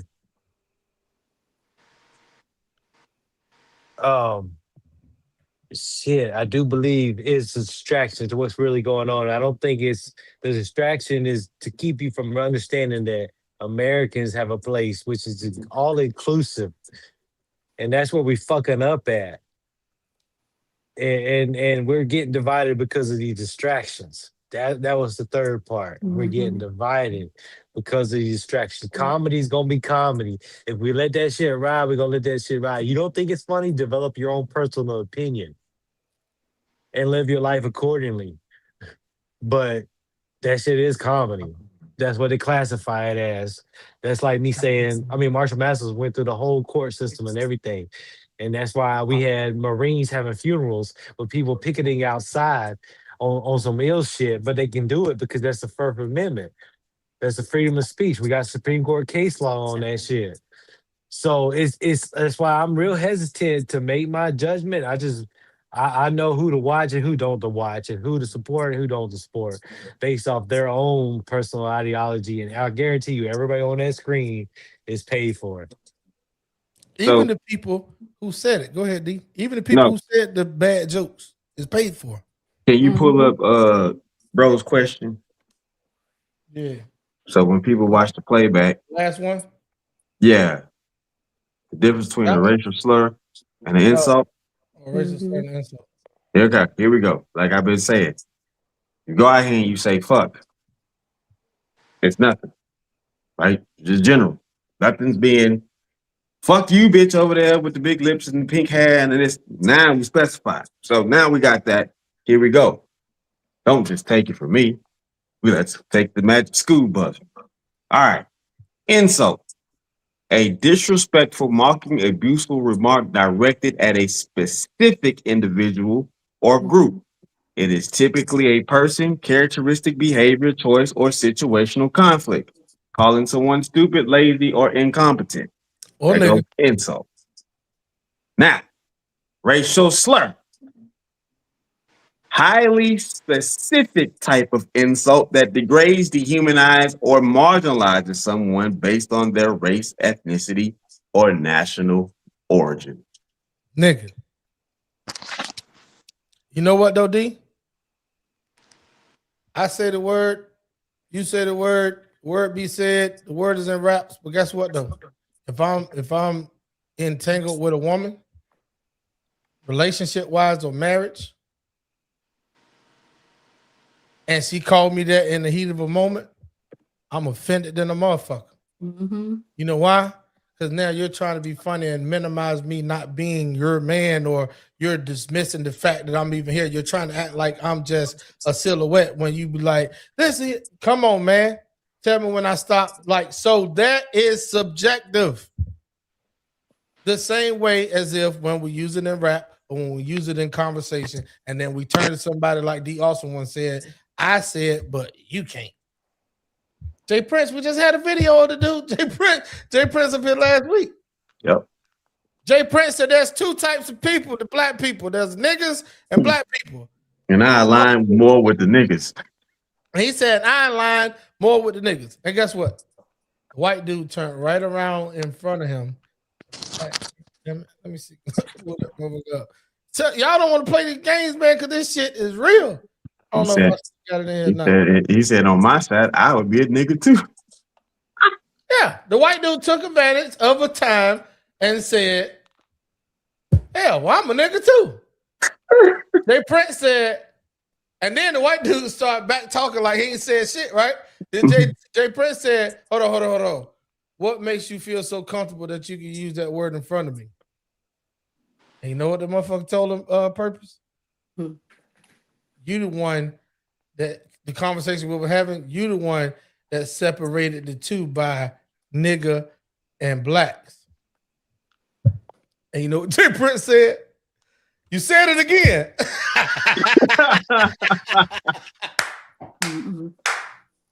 I didn't want to make this so controversial to where y'all not enjoying yourself, man. Everybody got the somber looks on their face. I hope your spirits is uplifted. Like I said, I don't give a damn what you think about me as long as you think. So if you got something out of this conversation tonight and you left here saying, all I want you to do is say, you can go right back to whatever you was thinking before. But as long as you say, that lets me know that you don't stay in the same social circles and stay the same closed mind to not understand that there's a double edge on each sword. And I got you, D. I'm coming to you. There's a double edge on each sword. That means what's good for the gander is good for the goose. I don't give a damn about no 400 years worth of slavery to say that we can't turn around and do it. You fuck around, white folks. I'm telling y'all right now, don't fuck around and let the damn shit flip upside down. And we got majority of it's over for you motherfuckers. I'm telling you. And that ain't coming from me. That's a warning. I would not. I'm telling you. I'm talking about it would be an uprising because that's the same damn thing. Guess what? Motherfucker get cheated on. What they say? I went back and did it on them too. Because they made me do it. You cheat on me, I cheat on you. Telling you, slave me. You don't give motherfuckers all that power. You're gonna be in shackles. Go ahead, D. What you got? I know. I'm just celebrating the Spurs. That's all. Oh, you looking at the game? Gotcha. All right, too easy, man. We're gonna wrap this thing up, push around the panel. I appreciate. Hey, I got you. Anybody want to say anything? Because I'm gonna push it around. That way we can go ahead on and make this thing shake and rattle and roll. Let me get some of these comments real quick before we go. Black people being racist is just a reaction to the system that we live under.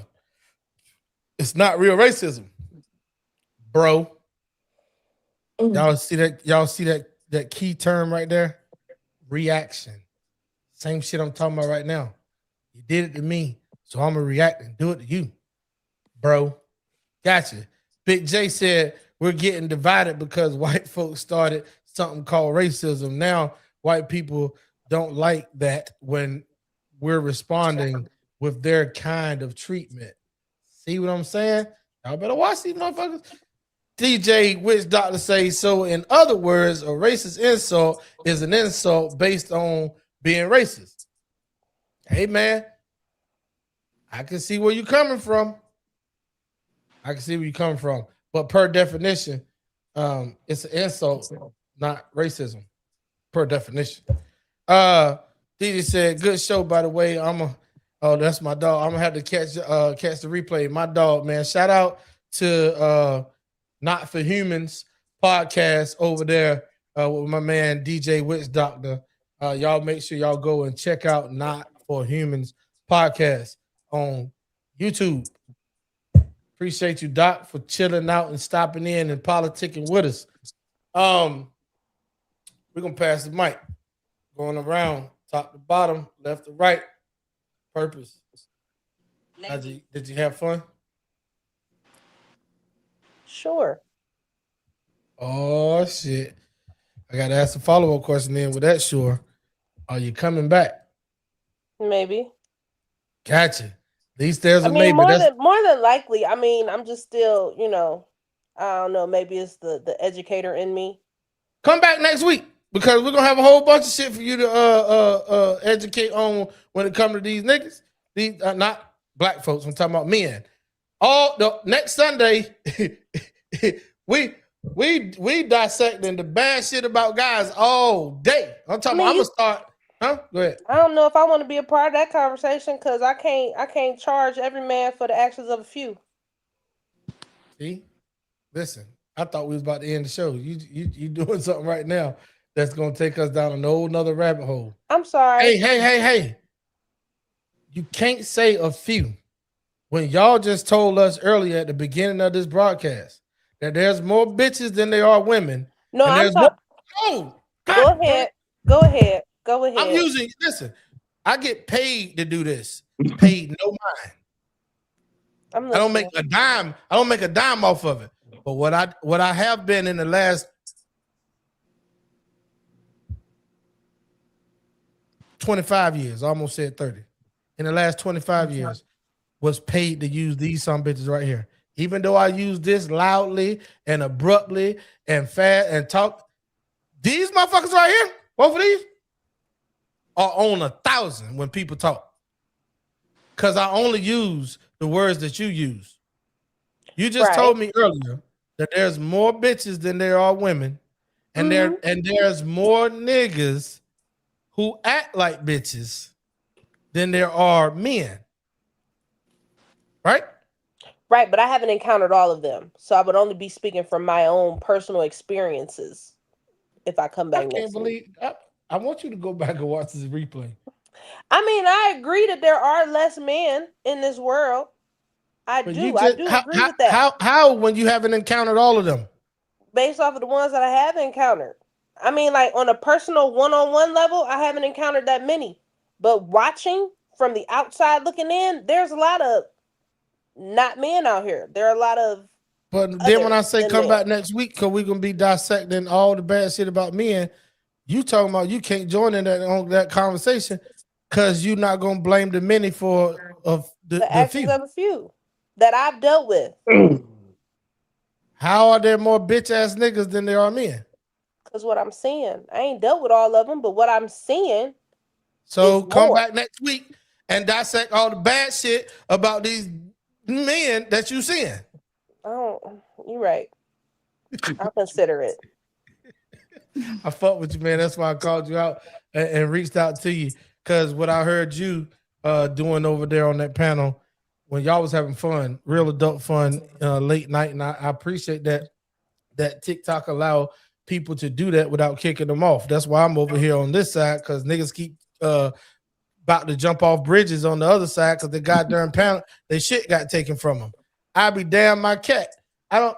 Even if it did leave from here on YouTube side and I was monetized and we was making $1,000, I don't give a shit because guess why? I still got a vocal cord and I'm still gonna talk my shit. whether somebody I pick up the phone and call your ass and say call 5 more people and we're gonna have a panel on over the phone. You ain't got to see us. Let's go So we Twitter. still can be free. Go ahead, D. I said, let's go Twitter.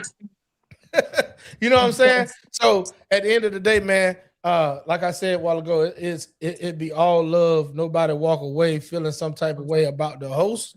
Don't shoot the messenger. I'm just delivering the message so people can think.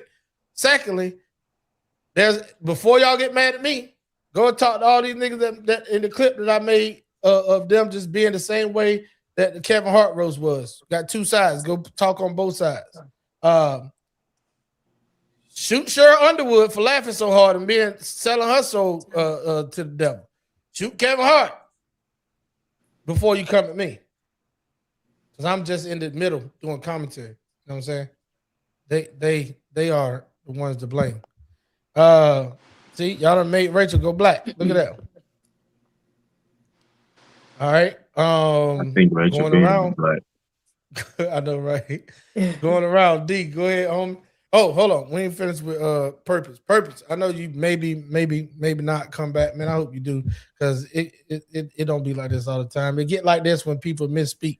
But go ahead and tell us you had a little fun. You might come back. Did you get anything out of the conversation? Yeah. Am What I you get? supposed to tell you what I got? I was gonna ask. Oh. That there are definitely a lot of differing opinions out here in this world. Yeah. I think we take what we want to take from something and run with it. Even though it's, placed in front of you. But you still take what you want to take and you run with that. Going back to the definition of racism. Because we took little pieces of it, but not the whole definition. Gotcha. But do us a favor real quick before you pass the mic. Tell us tell the people where they can find you at, what you got going on, anything you want to promote. I am in the process of getting my restaurant up and off the ground, Wrap and Roll. It is an egg roll based company, all egg rolls. And you can find me on TikTok at purpose-driven_life, or you can find me on Instagram at Wrap and Roll _egg rolls _GA.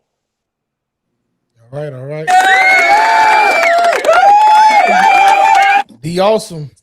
Yes, sir. I am the Awesome One. You can find me on all platforms. Same name, D_awesome1. Y'all got 2 years left with me on that weak ass platform called TikTok. It's all on there to serve a purpose, which is SIT, bro. Stands for success is the best for business overall. To get men to find their identity through themselves, by themselves, with themselves, under God. So once we get that understood, we can go through the financial aspect of everything that comes after the spiritual, mental, emotional, physical aspect first. Because as everybody knows, we heard it a million times, we're going to hear it a million times more. A damn fool with no money, just a damn fool. Damn fool with a lot of money is a damn fool with a lot of money. So we're going to make sure we minimize you being less of a damn fool. True Blue is on you. You can catch me on TikTok, all 4 seasons at Chrissy True Blue.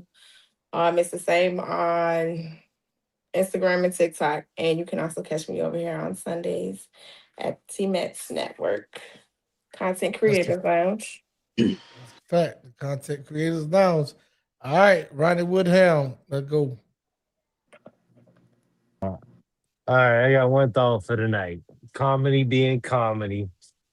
Even Lil Wayne had the intestinal fortitude to say, no disrespect, but I put a noose on my neck and now I'm a nuisance. Put a noose on my neck, now I'm a nuisance. Right. Even he had intestinal fortitude to respect the fact of the heritage that is history. So the white folk, I just ain't with. Like, I truly believe even in comedy, there's certain boundaries that you still should allow to be applicable in order to enhance your comedy. And at that point, once they started saying what they were saying, I was no longer into the comedy. I was like, come on, for real. So no limitations, but have limitations. That's what I would say with that, right? And let's stay true to the art, right? And make it comedy and not remind us of pain and suffering and things like that. Unless you can tactfully do it. And that's what Lil Wayne did. Gotcha. And y'all can find Ronnie Woodham over there at TikTok, Soldier for Life. Any numbers behind it, or just Soldier for Life? You'll see Soldier for Life 7SFG for Special Forces Group. Just to that's touch right. on the first unit I was on, right? Yeah. But yeah, throwing up my new business in that regard. Appreciate the drop down. Might as well drop it, right? Yeah. In regards to legal consultant. So I'm in family law and I'm in civil rights as well. And these cops hate it and the clerks hate it, but they always got to do what I tell them we got to do because I base it off of the actual law, whether it's federal, state, or just simply for civil rules of procedure. So See you that? got some issues, you ain't got $2,000 to afford an attorney, find me. See there? Ronnie is in civil rights, the modern day Martin Luther King out here, and people want to doggone man, come on, Ronnie, man. Shout out to Ronnie Woodham, boy. We appreciate the work that you out here doing. Yeah, endless boo. It's on you. So I'm Endless Boo. You can find me here on YouTube on Wednesdays at 8:15 to 10:15. Um, Also, you can also find me on TikTok, which we will be doing late nights on TikTok under Endless Boo, aka Miss No Time. Late nights with Endless Boo will start at 10:30 right after the YouTube. As far as today, I'm boggled with some of the stuff that I've heard. I didn't come on until late. One of the things is, there's more bitches than women. I don't believe in that. And I don't care what the book says as far as the definition of racism. Racism is exactly what it is when you're biased against someone and you're, hurting an entire race. That's what I feel like racism is. And I don't give a damn nobody say about the word nigga. I don't use it, and I'd be damned if somebody says it to me without me getting a reaction, because the affiliated definition behind it is it's affiliated with slavery. So I don't use it. I don't like it. Don't use it towards me unless you want to hear my mouth, from it. So that's just how I feel. Gotcha. I thought you was about to say I don't use the word N word I because you don't. just used the word nigga. All right, go ahead. On you, Rach. I'm Rach. You can find me on Endless on Wednesdays at 8:15. TikTok and IG. And as far as the racism thing, I've dealt with it from all sides. Yeah. I remember one Oh, time my dad. I remember one time my dad and my stepmom took us to Myrtle Beach, South Carolina. I was like maybe 12, and I'm the oldest, so all my two sisters, by my dad and my stepmom, um, are 2 and 4 years younger than me. We was walking from, y'all know those little side roads at any beach, not the ocean front, but the next street behind that where most people got like houses where people live there, little small houses and shit, right? And there was a group of people standing on the porch, guys. They were playing music and they had the shirts off and they were drinking Budweiser and all that other shit. And we was walking through there, and my dad and my stepmom was holding hands. And you should heard some of the racist slurs that was coming off that porch. Because my stepmom is white.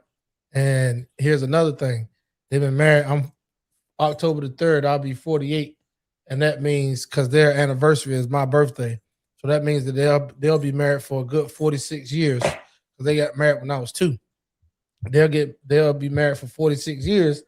And my stepmom has never treated me anything other than a son. She don't even like putting a step in front of it. So when I heard that, it threw me for a loop.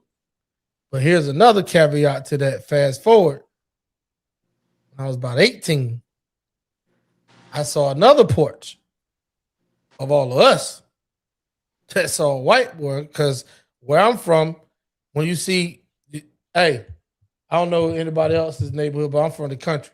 So where I'm from, there was no white people living like in our area. Because we was, it's section on one side of the track type shit. So when this dude was walking through, they said it's only 2 types of white people that can walk through our neighborhood or our little area. That's a crackhead or a cop, right? That's what they were saying. They was either buying drugs or trying to doggone set somebody up for buying them. Y'all should hear all the racist slurs that was coming off that porch.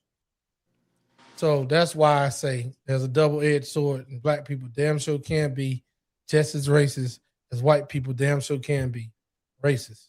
So with that being said, man, we're gonna go up here to the awesome one. Tell us about it. What you got, homie? I know you're gonna take us out on a good note. Yeah, look, reality is reality. Shit. My favorite subject in the world is gravity. I drop your ass for 20 feet in New York. It's gonna be the same way I'm gonna drop your ass for 20 feet in any other city. And the reality is everybody can, probably has been racist in our lifetime. It's all right. We understand the history of shit. Shit has happened. But going forward, what do you do about it? Do you change the behaviors? You know, come on and sit, bro. We having positive reinforcement. The thing we going off on right now is atomic habits. Understand what atomic means. Atomic is a very, very immense portion of energy that makes a small changes that changes the whole picture. Habits is the things, a series that's constantly being done, most cases regularly, and being without thought. That's a habit. So those small, regular things happening changes everything. So just make some small changes in your life going forward to see if something you want. The way you treat yourself is how you're going to treat others, and how you treat others is how you should also treat yourself. You know, maintain that balance and making sure you make atomic habits to make your life greater. That being said, like, comment, and subscribe. Hit us up if you're trying to get on. You want to sponsor your boy, go ahead and hit me up at tmaxnetworkllc@gmail.com. Your first email is 50 grand off top now. Hey, listen, check this out. Last thing I said, and we are out of here for real. Man, get out of small circles, get out of small towns, get out of small neighborhoods, get out of small thinking. Get into a team environment where there's a mixed culture. You'll find out that racism shit go out the window when y'all got an adversary. Make sure, and mainly what I'm saying is, especially the military type shit, you can do it on football teams, you can do it on basketball teams, you can do it playing baseball. I done been in some coaches where I could tell that this some bitch that's wearing the same uniform as me come from a place where all types of niggas fly out their mouth. And he could tell that I come from a place where all types of crackers fly out of people's mouths. But guess what happened when we flew our happy ass 22 hours over to motherfucking Baghdad and got dropped off and got into the back of an MRAP and had to put all of our TA-50 back there. And he looking at me and I'm looking at him. We both got an M4 between our legs and a Kevlar on our head. And they told us that we was going down the longest highway in Iraq, which is the most dangerous one, where IEDs was every other mile. And it's called MSR Tampa. And they say that there's about a 75% chance that we might get hit by a motherfucking IED going from where we got picked up to where the rest of our unit was. And guess what? It was me and him sitting across from each other. Guess what? We didn't give a fuck about white, black, Chinese, Asian, none of that shit. All we want to do was make it back home to our white folks and our black folks and tell them that we serve this country. So I am T-Max. This is T-Max Network. This is Content Creators Lounge. I appreciate y'all for rocking with us, man. We are Father God, I come before you today, head bowed and body bent. T-Max, I'll give it up, give it up, give it up, give it up, give it up. Thank you, thank you, thank you, brother. Lord, I want to thank you that last night my bed didn't become my cooling board.